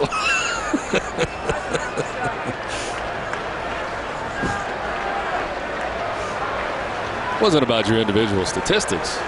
You read about the team's total hits down towards the tarp, and it's a full count. You're telling me now I was not a team player? You're I'm not saying that at all. You're pretty feisty tonight. No, not at all. Not at all. You're misreading the situation. I'm saving all my good stuff for one game this year, and you're going to get crushed. Not looking forward to that. Somebody lost the baseball. Must be in that top somewhere. You better watch out. Turn around. Plays coming on. You're going to get hit. Popped up foul back towards the press box area.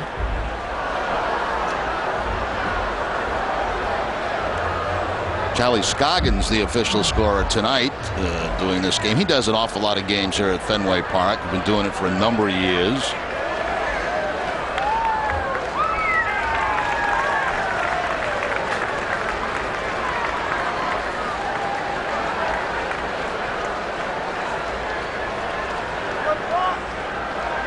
First and second, 2 down in the inning. Red Sox on top 6-0.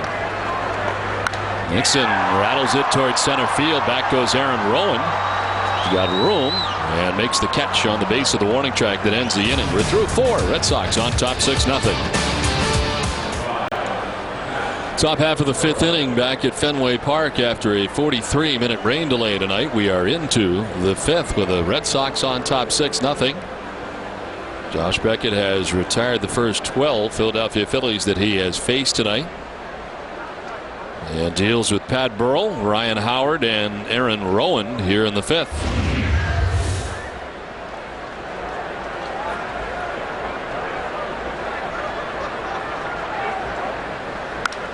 The center field struck well, but Coco Crisp has got room, and he makes the catch for the first out. Let's check in with Tina Servasio. Don, thank you. Ron Howard up next. He's had a really hot bat as of late. On Tuesday against the Yankees, 2 home runs, 7 RBIs, and coming into this game, manager Terry Francona is very aware of Howard's ability. Obviously, if you can take their big guns and limit their production, that's part of it. Now, part of doing that is keeping the guys off base ahead of them, because if you keep them off base, then they don't have the 3-run homers or solo homers, and that's part of winning baseball. Well, he has been very devastating for the Philadelphia Phillies, and he's got 25 home runs for the Phillies in their 71st game of the 2006 season, setting a major league record for fewest games needed to reach 25 home runs by a player in his 2nd season in the majors. And if you can take care of him, you're right, you're doing yourself a big favor with this club.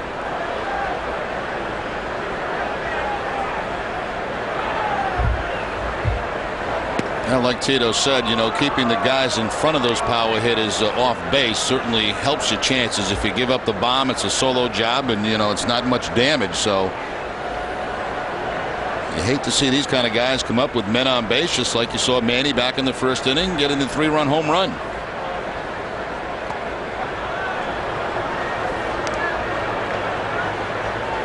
He's got 49 home runs, does Ryan Howard in his first 176 career major league games. It's the most among all active players.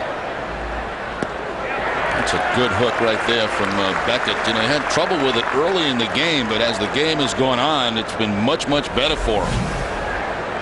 Hard curveball here from Josh Beckett to pick up the second strike. Well, last time he went upstairs with the fastball. Let's see what he does here with 2 strikes. Curveball again, looks like. Another good one, man. It's his 5th strikeout of the night for Josh Beckett. You know, that's just changing the way you approach a guy the second time you see him. You know, in the back of the mind of Howard, he's got to be thinking, he went fastball on me in that first at bat. I chased a high fastball that was up and out of the strike zone. This time Beckett goes to the hook to pick up the strikeout.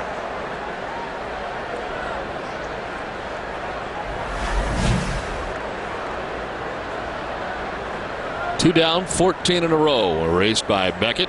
As Aaron Rowan in on the hands, little pop up, one hopped into the glove of Gonzalez, who gets rid of it in a hurry. Pretty play by the Red Sox shortstop. In order go the Phillies halfway through this one, 6-0 Boston.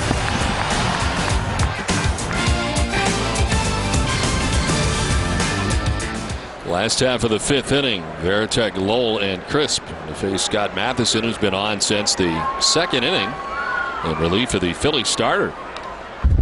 Veritek sending one foul to the backstop.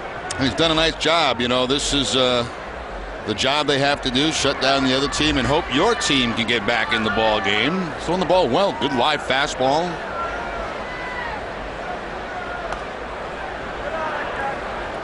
Unfortunately for the Phillies so far tonight, they've run into Josh Beckett. It has been his best outing so far this season. He's retired the first 15 batters out of the gate.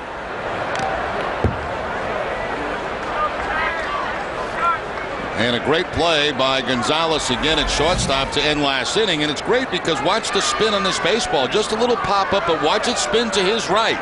And he's able to get it in that glove and quick transfer it to the throwing hand and get the out at first base. By no means a routine play for Gonzalez. I don't consider any play routine, but that was, you know, looked easy because it was a little pop up, but that thing had a lot of spin on it. Each ball has come out onto the field in the triangle there out in right center.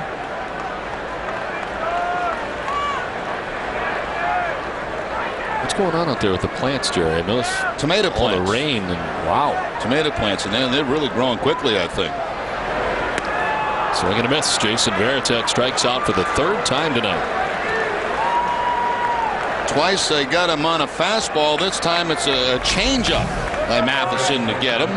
And a good one down and away.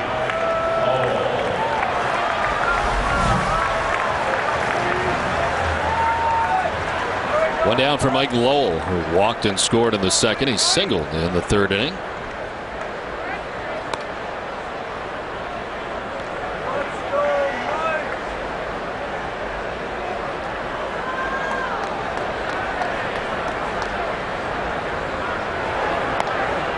Matheson has thrown 45 pitches in relief. 2 2/3 so far, just the 2 hits. Lowell and Euclid on singles. To left field and in for a hit. Mike Lowell on base for the 3rd time tonight with his 2nd hit. Have you ever wondered what if the Celtics were able to draft Tim Duncan, or what if Bobby Orr's career was not impacted by injury? As Boston sports fans, we ask ourselves what if almost every day, but what are the biggest what if moments ever? Nesson wants to know. For a chance to win great prizes, log on to Nesson.com and vote. Poll results will be posted in July.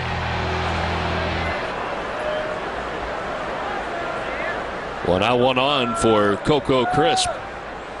I'd like to know what if it didn't rain on a Friday night. That'd be nice. Popped up. Rollins to short left field. And the Phillies shortstop handles out number 2. A reminder, Don, that the 3rd annual Remdog All-Star Bash will be coming up the night of the All-Star game here at Fenway Park from 5 to 12. For information, go to theremreport.com. All the great features we've had in the past with batting practice, the World Series trophy, games, music, food, drink. And of course get a chance to watch the All-Star game. We'll have some celebrities here, and plus you don't come, you go away. So yeah, it's a chance to get away for a couple of days. I'd love to be there. Oh, sure you would. That sounds like a fantastic time. The chance to spend more time with you. I'd love to do that, but yeah, I can't get away. All of our crew is gone. Adam Jupiter's gone, of course, but you disappeared. But that's okay.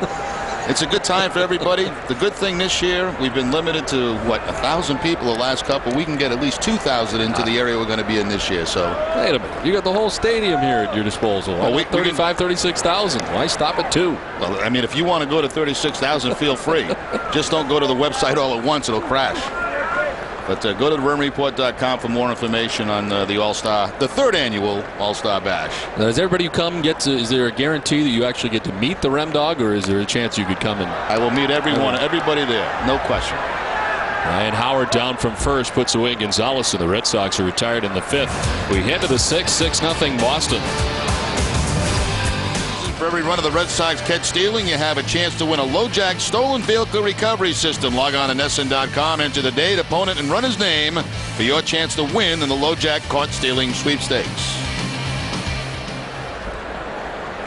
6-0. The Red Sox on top as we head into the top half of the 6th inning. Josh Beckett has retired the first 15 batters that he has faced tonight on 57 pitches. David DeLucci leading it off here in the 6th. Grounded back to the mound in the 3rd. There's only a bat tonight against Josh Beckett.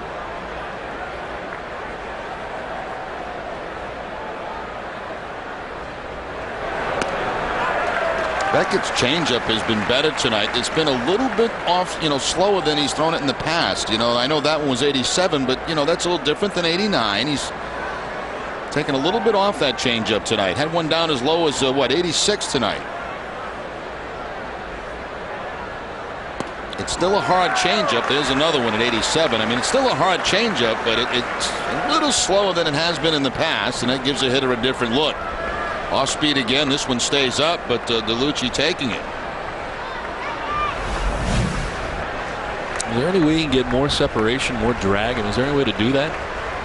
And that's the way he's always done it. 1-2 set foul. I think if you could put Pedro Martinez's fingers on Josh Beckett, you would create a lot more drag. So he needs longer fingers, just a little bit of an extension. The longer the better when throwing the changeup.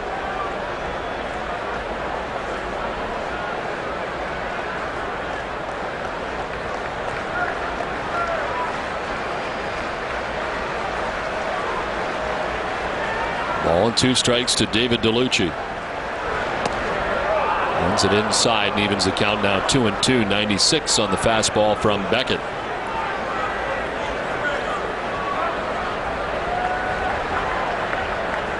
He's thrown 62 pitches, 42 for strikes.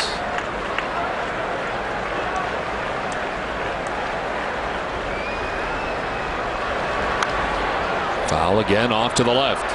Change up again. That's about 3 or 4 in this at bat to DeLucci. He's gone games without throwing 3 or 4 changeups.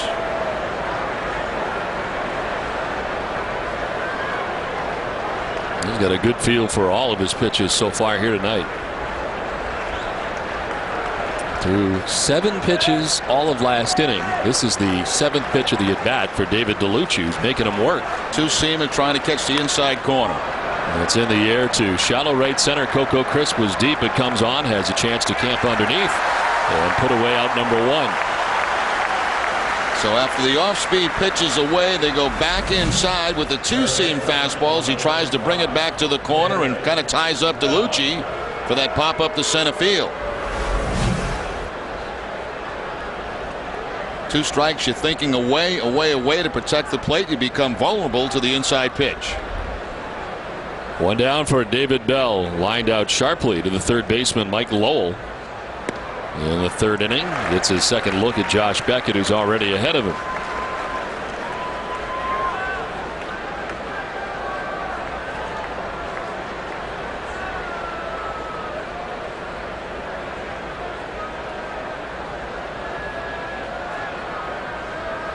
They play for Bell to go the other way, moving Coco Crisp into right center. Big gap out there in left center.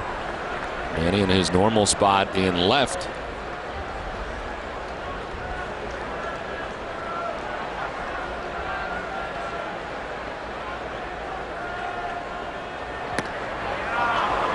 Outside, 1-1. Beckett, his last outing through 105 pitches at Atlanta, his victory over 6 innings.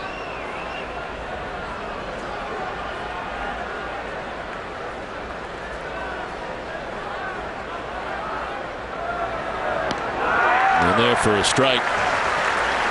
And a good curveball, and it's 1-2. Once again, that good over the top 12-6 curveball from Beckett.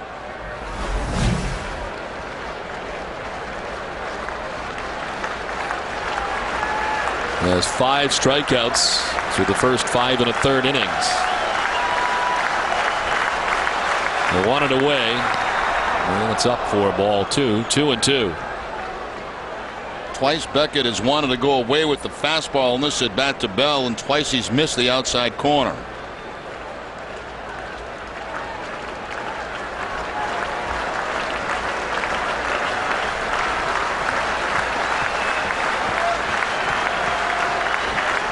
Try it one more time. Chasing and fouling it off to the right is David Bell.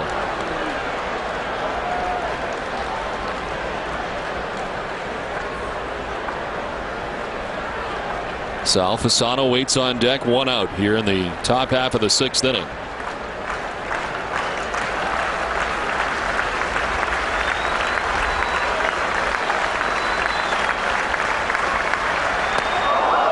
Stuff inside at 95 and a full count.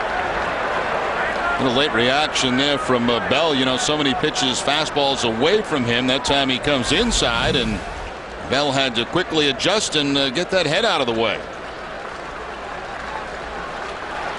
The 13 pitch inning so far for Beckett, the most in the first.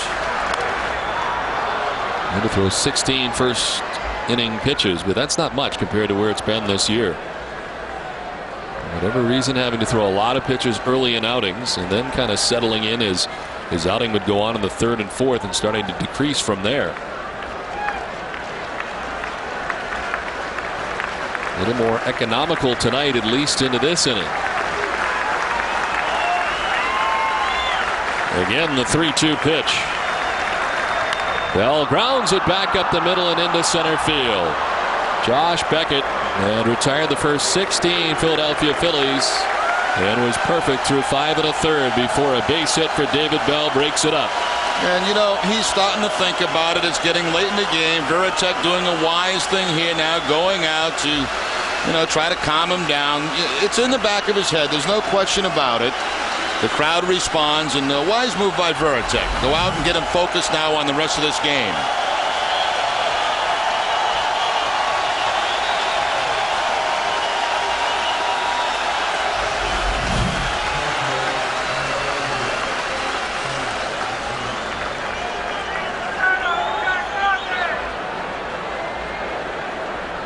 So 1 out, 1 on, and Sal Fasano stands in. He struck out swinging back in the 3rd inning. Pretty good at bat put on by Bell too. You got to give him some credit. You know, he took some pitches away, fouled some pitches off, took one under the chin, and then finally gets the base hit up the middle on the fastball.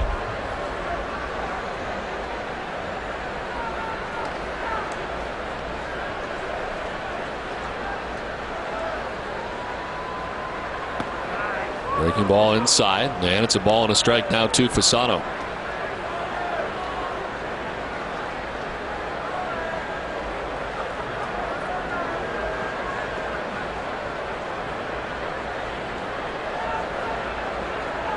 Infield a double play depth with 1 out. David Bell at first. Fasano hits it hard to 3rd. Speaking of double plays, there's one to end the inning. 5.5 in the book. 6-0 Boston. Yeah. A one-base hit against Josh Beckett, and that coming off the bat of David Bell. Will take you through that at bat in the 6th inning. And, of course, Beckett starts him out with a fastball for the strike. He'll miss away on the next pitch, then drop a nasty hook on him to go ahead 1-2. And here's where the battle really starts for Bell. Does a nice job. Beckett will miss up and away with the fastball. He'll go outside again with the fastball, and it's fouled off. Here's where he comes up and in under the chin. Fastball fouled off again, and I believe this is the base hit. Yes, the base fastball down the middle and up the middle for the base hit. Good at bat by Bell. Nicholas fouls it off.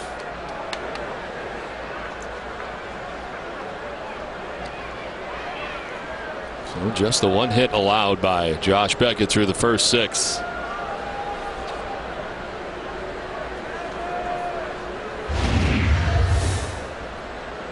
The 0-2 to Youkilis. Fights it off foul to the right. Matheson's done a nice job out of the bullpen tonight for the Phillies. After the starter for Philadelphia, Ryan Madsen, hung around for just an inning and 2/3. He really has. He's got a great arm. Live fastball, pretty good breaking ball. Center field, Aaron Rowan has it lined up. 1 down here in the bottom of the 6th inning. Now, after the base hit by Beckett, the Red Sox able to turn the double play. There's the Aquafina turn 2 for Children's double play. For every double play the Red Sox turn in June, Aquafina will donate $500 to Children's Hospital Boston.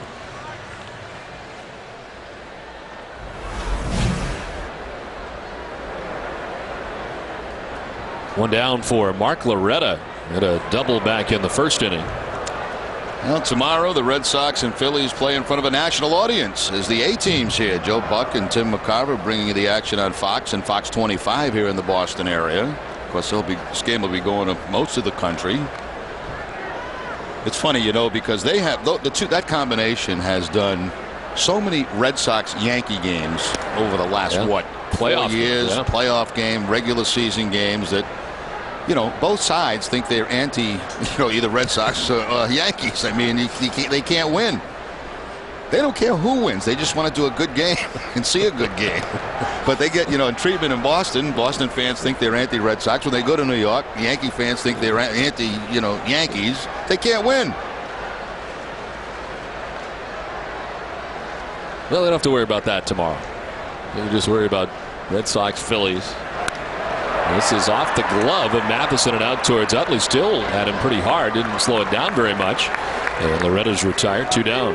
They've probably done almost as many Yankee Red Sox games as we have over the last 4 years between, playoffs and World Series and regular season. Well, deflected off the glove of Matheson there. Nice backhanded play by Chase Utley. And Loretta out at first base, even though he hit the ball hard. So Loretta 1 for 4 on the night. That goes 1 to 4 to 3 for the 2nd out of the inning, and brings up David Ortiz. In the air to shallow left. Out goes the 3rd baseman Bell, but in comes DeLucci from left. It's a 9-pitch 1-2-3 inning. Played 6-0 Red Sox. Get your Rainbows Over Fenway wall clock available now at the Boston Globe Store. It makes a great gift. Order now at bostonglobestore.com or call 888-665-2667. 7th inning, 6-0. Red Sox on top. This is lined into right field sharply by Jimmy Rollins down towards the corner. Nixon over to play it. Rollins headed to second base with good speed. Gets in, just eluding the tag of Gonzalez. Made a nice bid there to get him at second base, but a leadoff double for Jimmy Rollins. Now Jimmy Rollins, of course, with that great speed and even 6 runs down, challenging Trot Nixon. Nixon making a nice backhanded play here in the right field corner. Pretty good throw, but the speed of Jimmy Rollins will get him the double to lead off the 7th.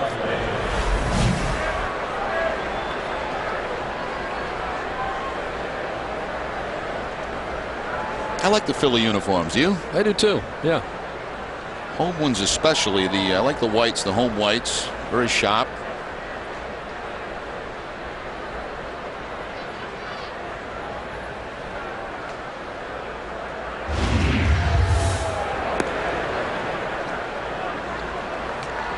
Wasn't crazy about the red pinstripes they had there for a while. I don't think they have those anymore. I think there's still a stripe to their whites. I believe there is.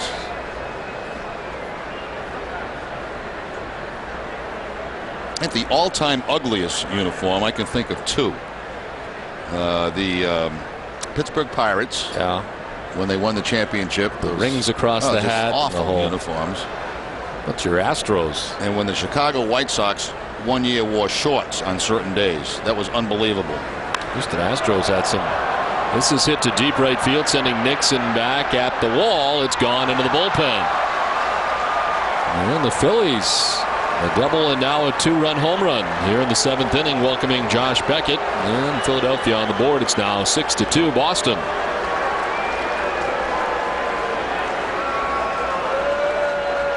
Chase Utley picks up his second career home run off Josh Beckett as he gets that inside fastball. Mislocation.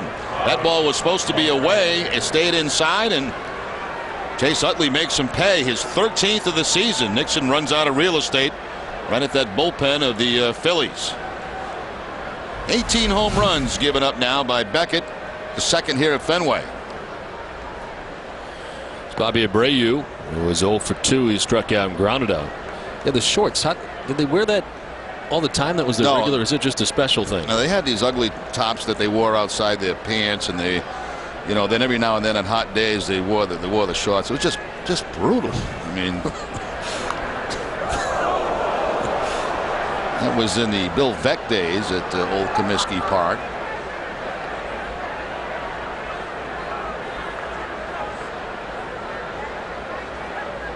Yeah, the Astros with all those colors was, I think, my least favorite. Those are pretty bad too. San Diego had some bad ones for a while too. Brown. This is in the air to deep right. Back goes Nixon. This will take him to the warning track, but he's there to make the catch shy of the short fencing for out number 1. And the Phillies right now are squaring up on Josh Beckett all of a sudden. Yeah, that's a 3 hit hard. The base hit, the double by Rowland, certainly the home run by Utley, and this changeup hit pretty well by Abreu. Fortunately for the Red Sox, at the big part of the ballpark, down in that right field corner.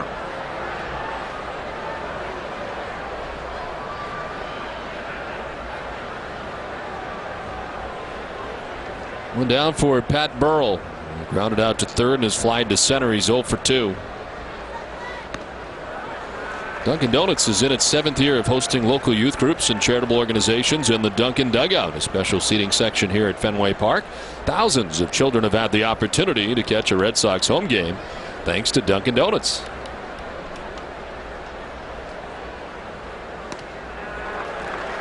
Quickly 0-2 now to Pat Burrell.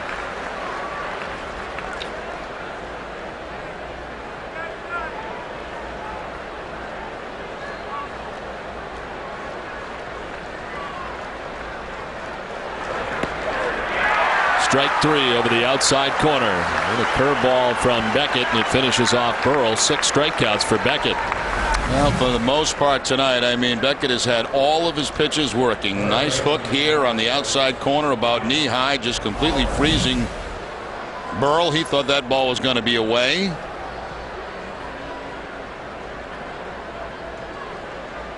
Plus the bullpen well rested for the Red Sox after the day off yesterday.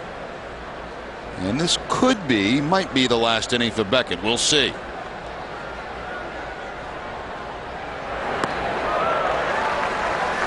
That's a good changeup. That's 85, that changeup, and that is quite a difference from his fastball.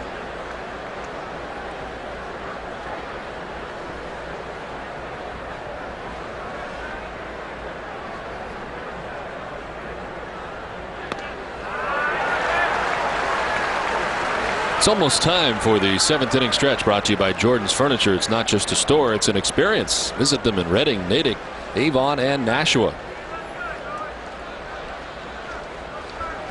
0-2 the count to Ryan Howard. 2 outs here in the top half of the 7th inning. Howard's already struck out twice tonight. And up and away and doesn't chase.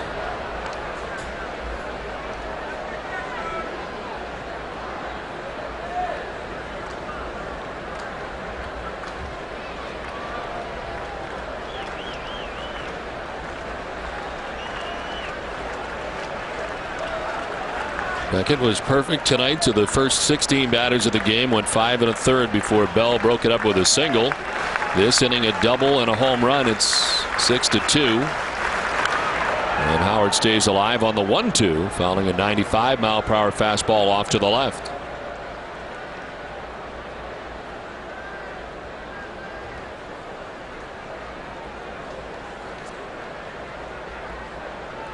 The shift on in the Red Sox infield, and Loretta is in short right.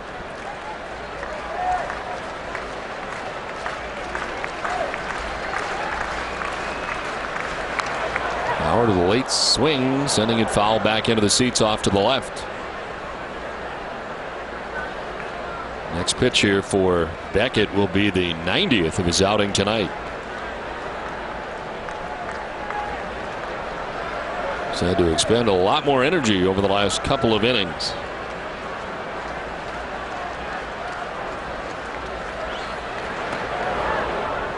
Two and two to Ryan Howard. Well, he's got him tonight with the fastball up. He got him last time with a curveball. Let's see what he does here with 2 strikes. The 2-2 count. Will he try to get him on a changeup?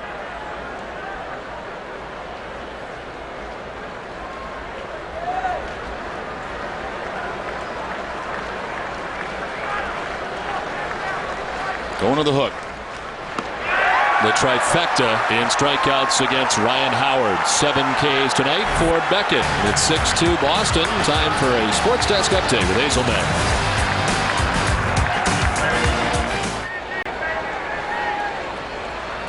Last half of the 7th inning. Manny Ramirez leading it off for the Red Sox against Scott Matheson, who's been in since the 2nd and has done a very good job for the Phillies. Red Sox have not scored since the 2nd inning upon his arrival.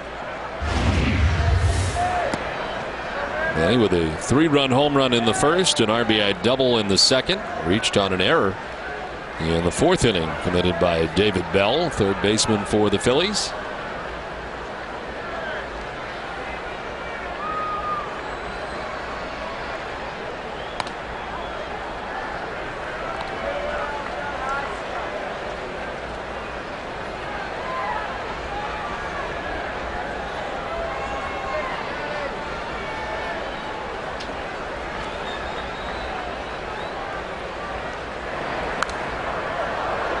Back into the skyboxes on the right. 2-2.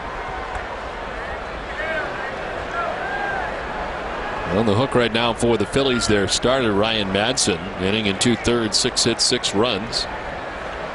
Walked 2, struck out 3. Matheson has allowed 3 hits since coming on. So that Phillies infield pinching that left side as Jimmy Rollins slightly playing Manny to pull. He's actually moved over a couple of steps now with 2 strikes, more toward the middle.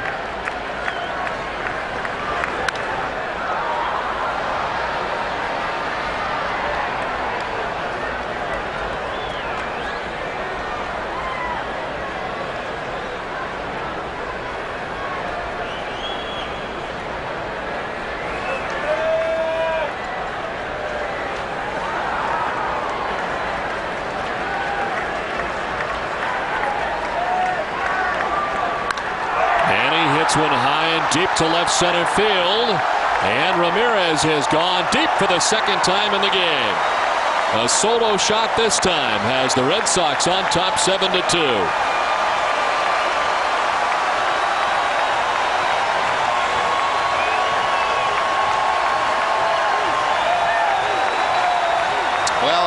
This show that Manny is putting on tonight here at Fenway Park. 5 runs batted in and 2 home runs. The first one on a changeup, this one on a fastball down and in.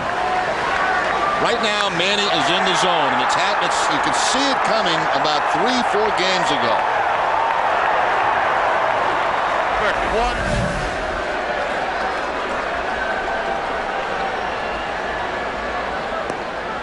His 20th home run of the season has the Red Sox on top 7-2. A 5 RBI night for Manny Ramirez. Nixon's 0 for 3. That's the first run that Matheson has given up since coming on.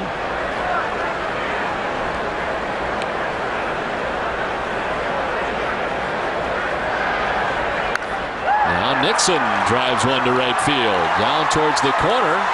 Over to plate is Bobby Abreu as Nixon heads into second base with a double and his first hit of the night. Matheson may be tiring here in the 7th. Again, Trot Nixon, one of the best fastball hitters on the Red Sox team. He'll take this fastball that's down and line it down in that corner. He extends his hitting streak now to 7 games. So it's only Veritek and Big Papi who do not have hits in the lineup tonight for Boston.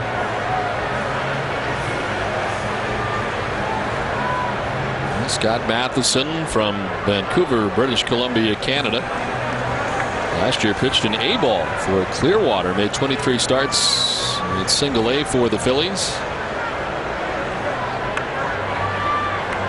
Well, stay tuned after the game for WB Mason's Extra Innings and Granite City Electric's Extra Innings Extra. Tom Caron and Dennis Eckersy will have Red Sox closer Jonathan Papelbon as a live guest. I guess we got to bring the helicopter for him, right, to get him to the studio? Absolutely. Plus all the post-game reaction, including Josh Beckett and Terry's take with Tina Sabasio. It's all right after the game with TC and Eck. I would offer him my chopper, but I think he'd be more comfortable in TC's. I think so, too. Ryan Franklin up in the Phillies pen. Rich Doobie, the pitching coach, just went to the mound to talk to Matheson.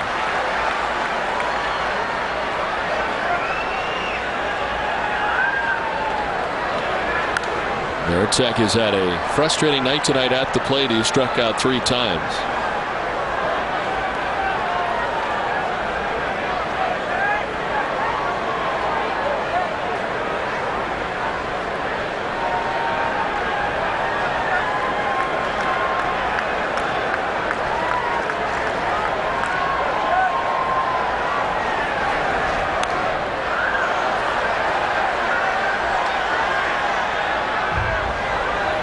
It's a little bit upsetting when you're driving home at night, you know, when you see that chopper like pass you and you know you still got 20-25 minutes into your ride. That thing's already landing in Watertown. I haven't quite figured out why you haven't that worked in that into your contract yet. I tried, but I got a big no. Drive yourself in, son. But no, it's, you know, it's really needed for those guys because, you know, obviously we have plenty of time to get in and get out. They have to quickly, very quickly, get back to that Nesson headquarters for the after that pregame, and of course getting our postgame guests out there. Line down the right field line, foul. Red Sox baseball on Nesson is brought to you by your New England Toyota dealer and by Heineken.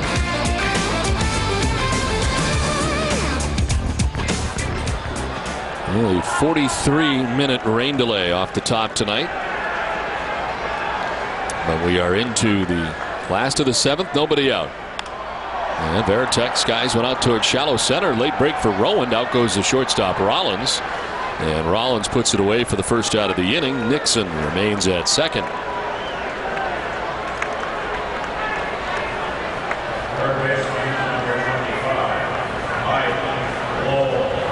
Here comes Mike Lowell. He's been on base 3 times tonight. A walk in the 2nd and singles in the 3rd and 5th innings tonight.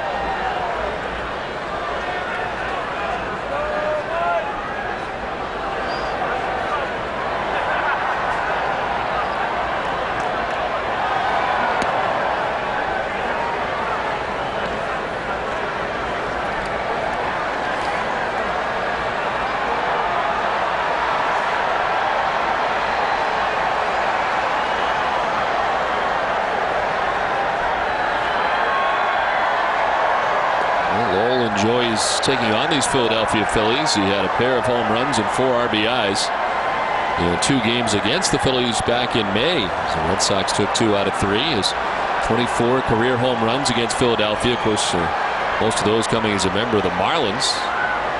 11 more against the Phillies than any other opponent. Braves and Mets he's each hit 13 home runs against, but a total of 24 home runs against these Philadelphia Phillies.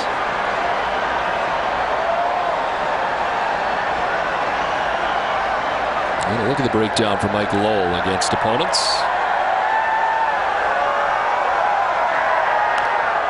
Breaking ball popped up, foul back into the seats. Sal Fasano with a look. Well, we're either going to see, or we've seen a lot of those teams with those big numbers for Mike Lowell. The Nationals on that list, the Mets, of course, coming in, the Braves we just saw last weekend. Although you and I saw him very briefly, only for one game. We get to see all 3 Mets games.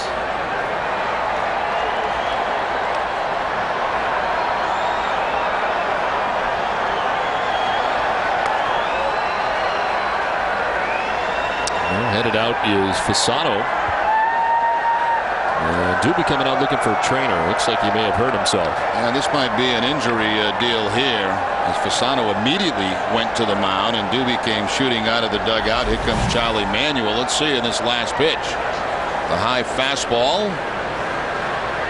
And it looks like, yeah, limping. Looks like he was limping right after that throw. So maybe not an arm problem, maybe something with the lower extremity.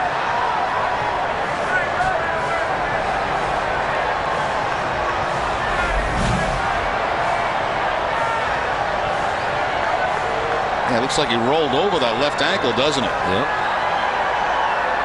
And we're going to have the call of the bullpen.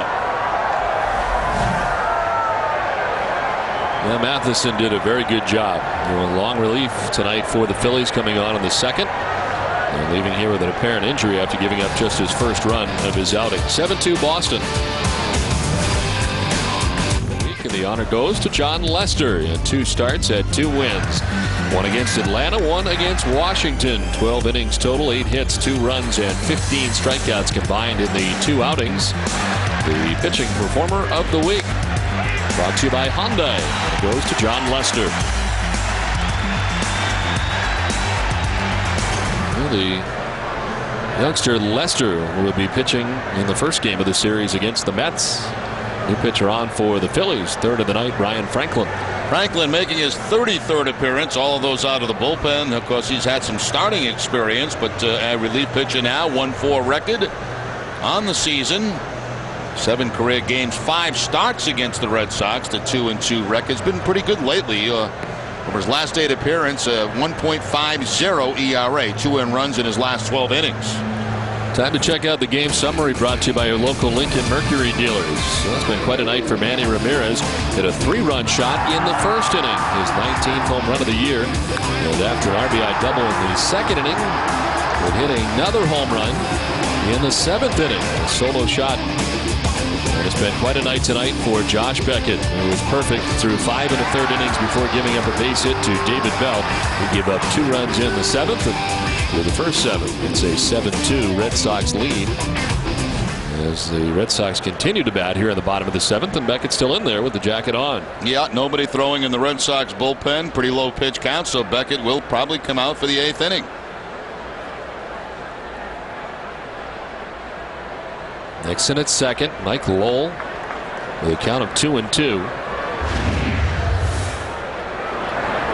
Franklin picks up the count, grounds up the middle. Rollins ranging and throwing out Lowell for the first time tonight. On to third goes Nixon, 2 down.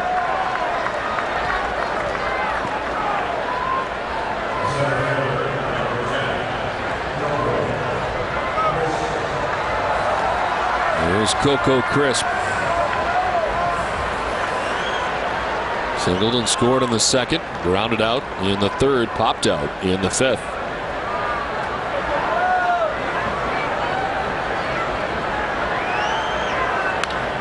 Right side, Utley plays the hop. Goes out Crisp and ends the inning. Solo shot for Manny to begin the inning. Red Sox lead at 7-2. Back at Fenway, the league leaders are brought to you by Olympia Sports. Aaron Rowan, the category batting average career against the Red Sox with a minimum of 30 at bats. The best, Aaron Rowan, doing the damage as a member of the Chicago White Sox.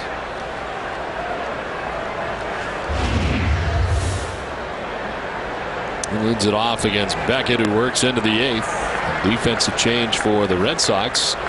Kapler takes over in left field for Manny Ramirez.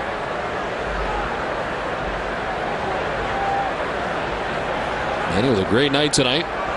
3 hits, 5 RBIs, 2 homers. He's got 20 now in the season.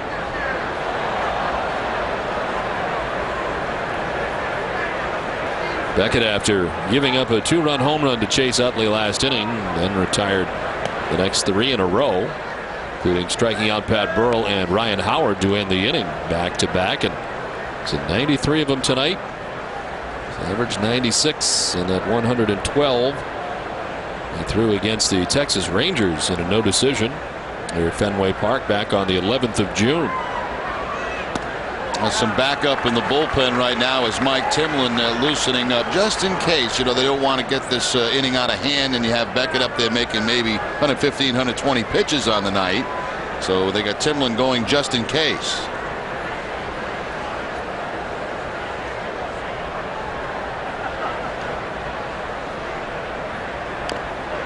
One fooled on the pitch, but gets a piece to stay alive.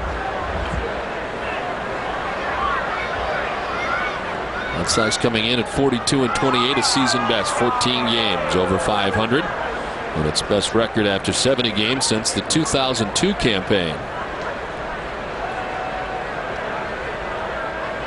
Swing and a miss. 8 strikeouts for Josh Beckett, 1 down in the 8th.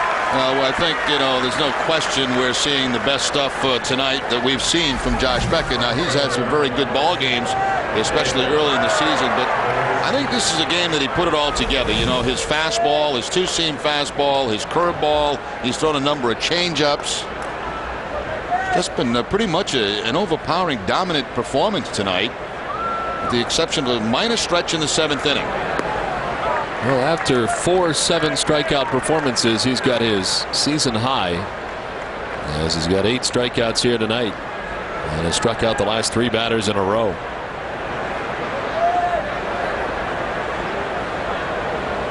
David DeLucci's 0 for 2.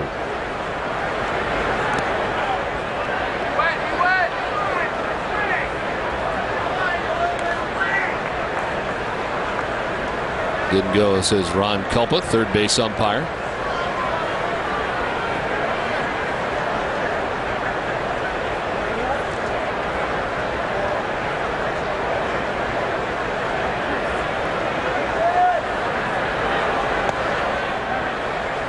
Beckett falling behind 2-1 and about to throw his 100th pitch of the night.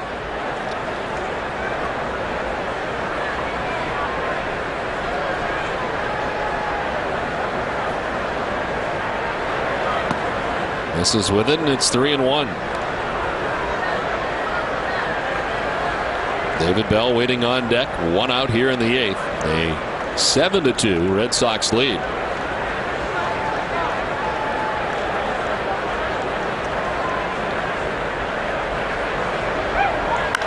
On the ground to first base. Youkilis picks it on the backhand. He needs Beckett, and he's there. 2 down. Well, Sunday afternoon at 1, Olympia Sports presents the Boston Globe pregame report with Tom Caron and Dennis Eckersley. They'll preview Tim Wakefield's attempt at his 2nd consecutive win and give you the Remax plays of the week. Plus, Bob Ryan and Nick Caprano of the Boston Globe will bring you the latest news. It's all Sunday afternoon at 1, live in HD on NESN. Well, it's a season high in strikeouts tonight. It is a season high in innings pitched tonight for Josh Beckett, who's at 7 2/3. The previous high had been 7 1/3 back on April 21st. And an outing at Toronto. Got a no decision. The game the Red Sox lost in extra innings.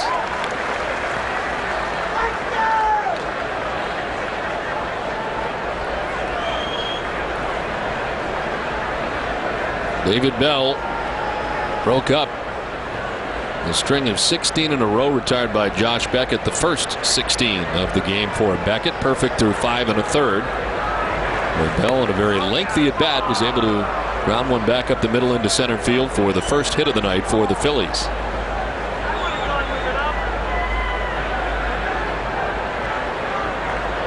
It was quickly erased as Salvisano grounded into a 5-4-3 double play to end the 6th.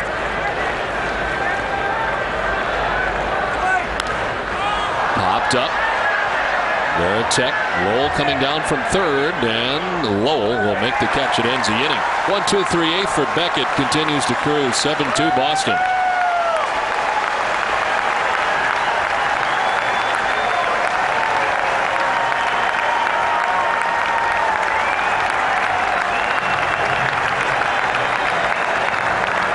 One of my favorite places, distributor of plumbing and heating supplies since 1866. Among the topics tonight, the latest news on the arrest of Phillies pitcher Brett Myers. The 25th anniversary of the completion of the longest baseball game ever played is today. And highlights from Marlins and Yankees. That sports desk tonight after our Red Sox coverage. Also, Papa Jack, Ronnie Jackson, Red Sox hitting coach, will join Hazel May as a co-host on Red Sox Rewind this week. Alex Gonzalez with a swing and a miss. He leads it off here in the bottom of the 8th. There's Papa Jack. Going to be a co-host. Now his voice is going to be higher than Hazel May's.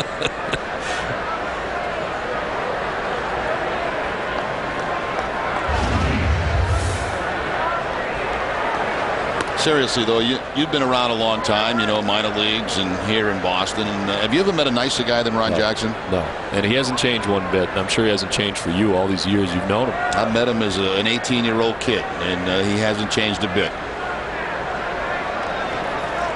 One of the most positive people you'll ever meet.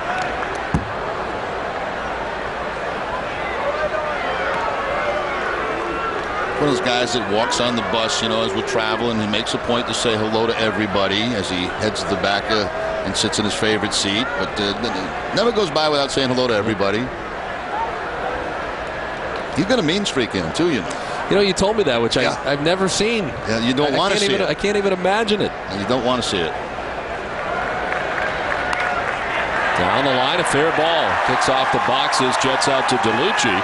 Gonzalez will take the wide turn at first and retreat with his second hit of the night. Well, that average continues to climb for Gonzalez. 2 for 4 in this ball game with an RBI. Started the game at 255.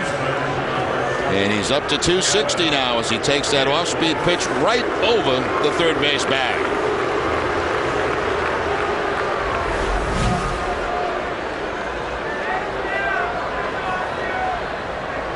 Well, Josh Beckett threw the first 8 at 104 pitches. 8 strikeouts and no walks. Just the third time in 15 starts that has occurred where he hasn't walked anybody.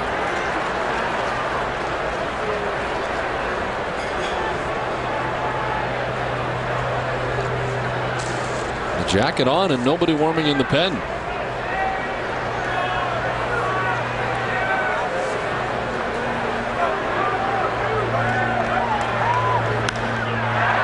Field. Abreu headed back. He's got room and makes the catch to retire Youkilis. Now the Red Sox have one complete game on the season, and that is by Tim Wakefield. The game that he lost against the Seattle Mariners.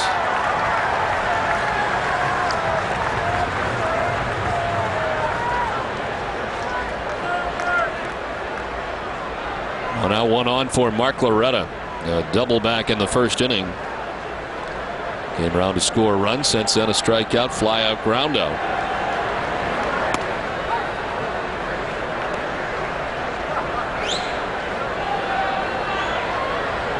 The Yankees held on to win 6-5. Mariano Rivera the save tonight as the Yankees win at 6-5. Chin-Ming Wong the winner. Left field, DeLucci back onto the track to make the catch. That retires Loretta, and there's 2 down in the 8th. Two of the Mets beat Toronto tonight 6-1. So the Red Sox win this one. They'll pick up another game on Toronto, put them 4 back. Glavine got his major league leading 11th win there tonight for the Mets. Was that Glavine tonight? Yeah. Yes. And he'll be pitching here against Curt Schilling in the final game of the series against the Red Sox on Thursday. So that'll be a great pitching matchup.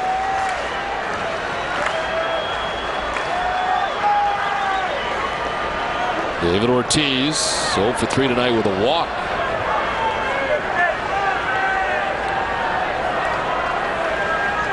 Now with 2 outs, Timlin, it looks like, throwing again down in the bullpen, so maybe he will be coming in for the 9th inning.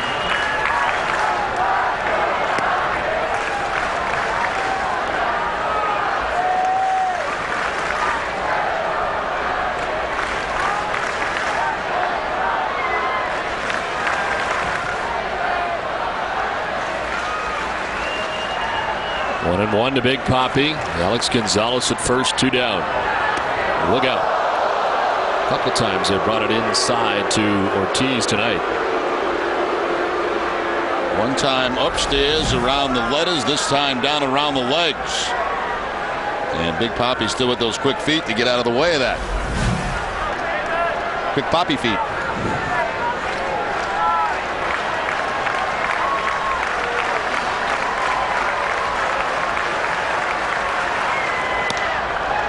Three and one. I bet you Big Papi's a good dancer. He's got those quick feet.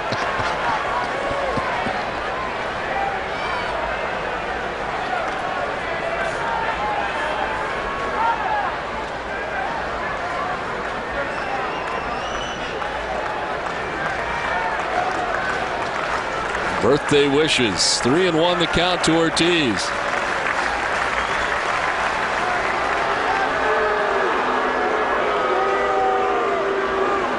Papi's a salsa dancer, maybe? I bet you he is, yeah.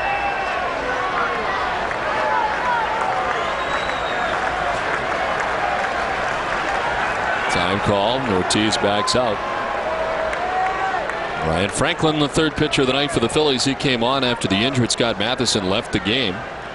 The starter tonight, Ryan Madsen, gave up 6 runs. Matheson gave up 1 run. Now Franklin missing to Ortiz and walking him. Second time Big Papi's walked tonight. First at bat of the night coming up for Gabe Kapler.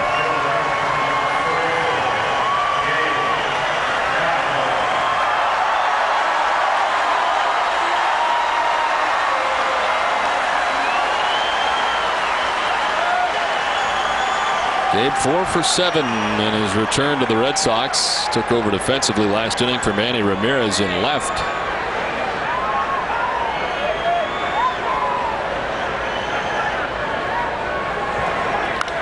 In the air to deep left. Gabe Kapler has left the building. 3-run home run. Red Sox lead at 10-2.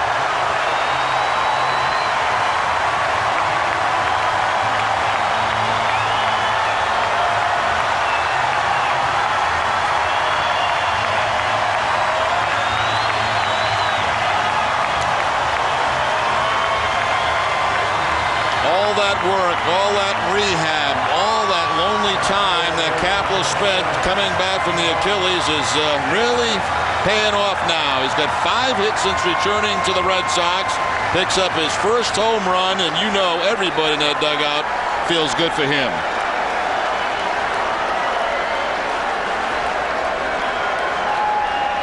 How about that 4 spot in the lineup tonight? 3 homers, 8 RBIs. Not bad. Pretty good.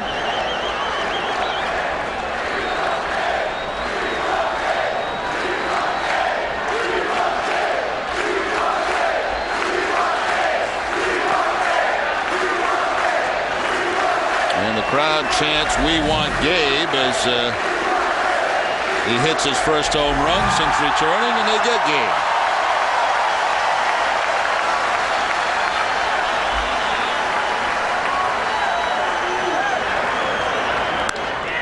Back up the middle. Rollins is there back in the bag. A second to throw Nixon out to end the inning. 3-run shot for Gabe Kapler. It's a 10-2 Boston lead.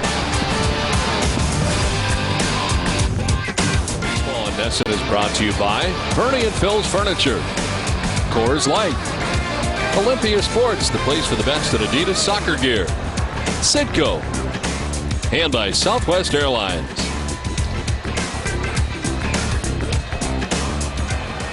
Well, Josh Beckett done after 8 innings tonight, giving up 3 hits, 2 runs, didn't walk anybody, and struck out 8. A 10-2 Red Sox lead into the 9th, and Mike Timlin on. Timlin making his 26th appearance for the Red Sox. The record stands at 3-0. The ERA at 1.96. His last outing, he picked up a save in a game against Washington. That was on the 19th. An inning in that game, a hit, no runs, no walks, no strikeouts.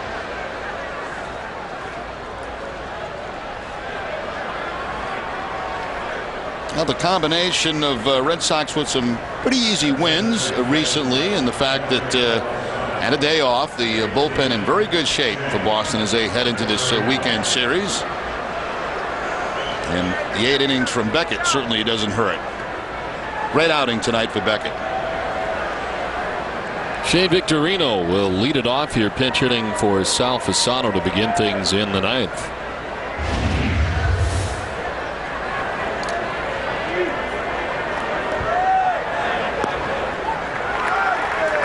Fasano had been 0 for 2 in the number 9 spot tonight. Victorino 316, 3 homers. 12 runs batted in for the Phillies. He was playing in the absence in the outfield of Aaron Rowan when the Red Sox visited to Philadelphia earlier this season.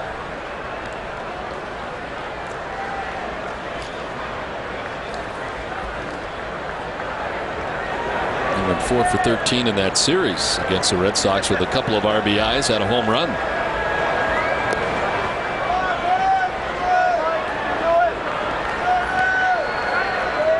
A total of 19 starts this season, 17 of them coming in center field in the absence of Aaron Rowan.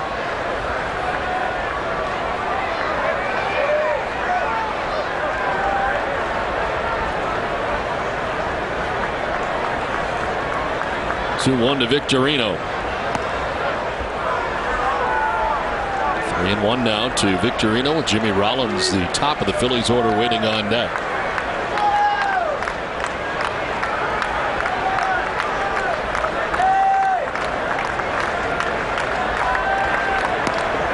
Ball 4 and a leadoff walk to begin things here in the top half of the 9th. The first walk given up by Red Sox pitching tonight. It comes in the 9th inning.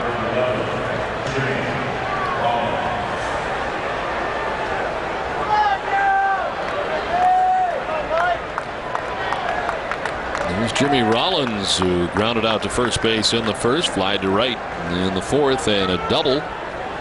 Came around to score on the 2-run shot by Chase Utley in the 7th.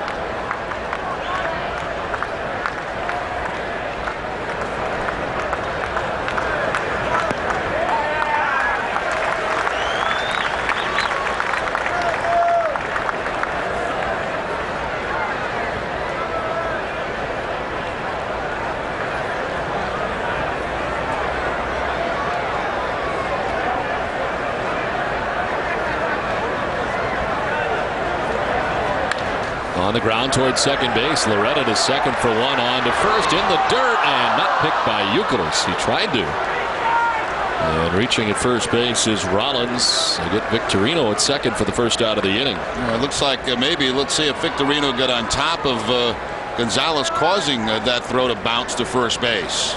It's tough to double up Jimmy Rollins with his speed. You got to kind of speed it up and quicken yourself as a middle infielder. Here's the flip. Yeah, you could see that Victorino was right on top of Gonzalez. He tries to get rid of the ball quickly and throws it in the dirt. And Youkilis falling to his right, trying to make a catch to his left.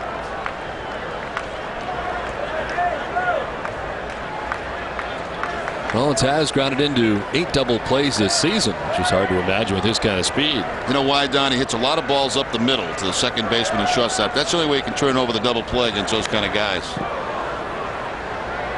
First pitch fouled off by Chase Utley.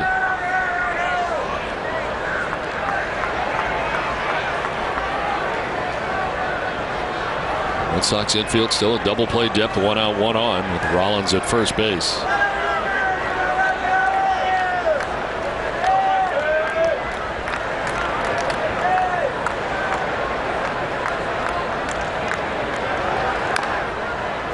Over by the Red Sox dugout, short of it. Yeah, nice grab by a David Wells fan. Yeah, I thought Wells was coming back on the next road trip, but here tonight, enjoying the game from a beautiful seat on that first base line. How you doing, Boomer?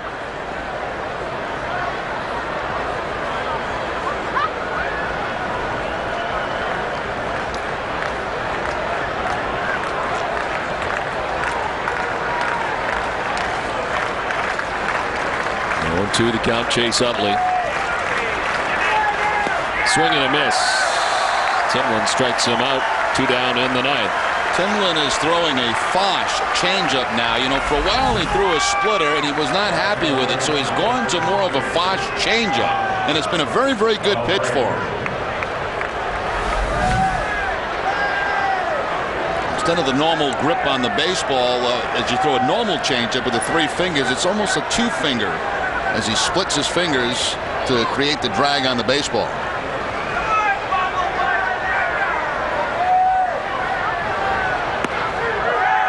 Strike 1 to Bobby Abreu, who's 0 for 3.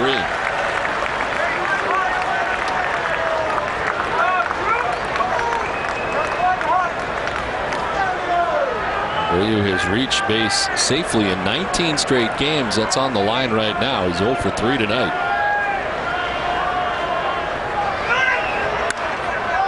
He'll get on as it gets by Gonzalez. A base hit to left. And the 4th hit of the night for the Phillies belongs to Bobby Abreu. Stay tuned after the game for WB Mason's Extra Innings and Granite City Electric's Extra Innings Extra. Tom Caron and Dennis Eckersy will have Red Sox closer Jonathan Papelbon as a live guest. Plus, all the post-game reaction, including Josh Beckett and Terry's take with Tina Sabasio. It's all right after the game with TC and Eck.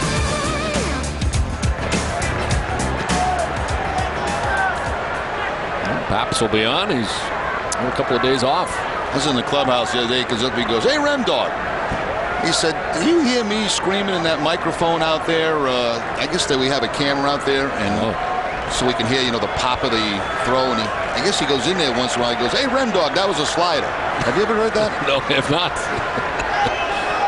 There's the microphone. There you go. I thought I did hear it one time.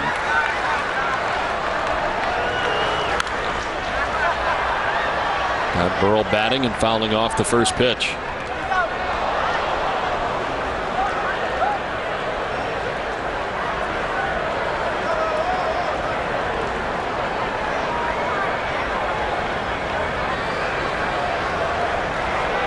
Two outs here in the top half of the 9th. The Red Sox comfortably on top 10-2.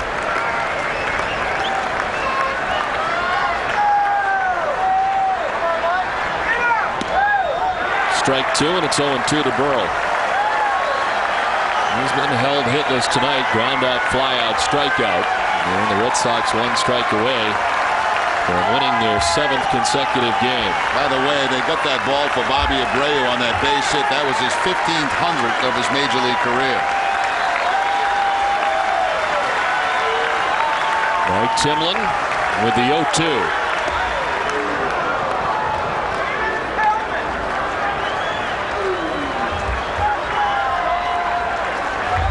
Kurt Schilling here tomorrow afternoon, 9-2, matched up against Brett Myers, 5-3.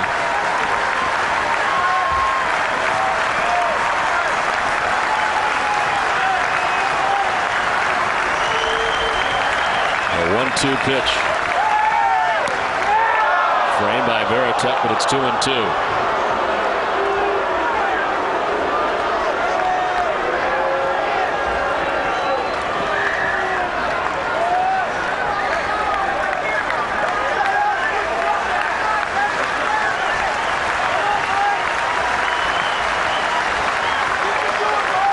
Happy youngster looking for strike 3.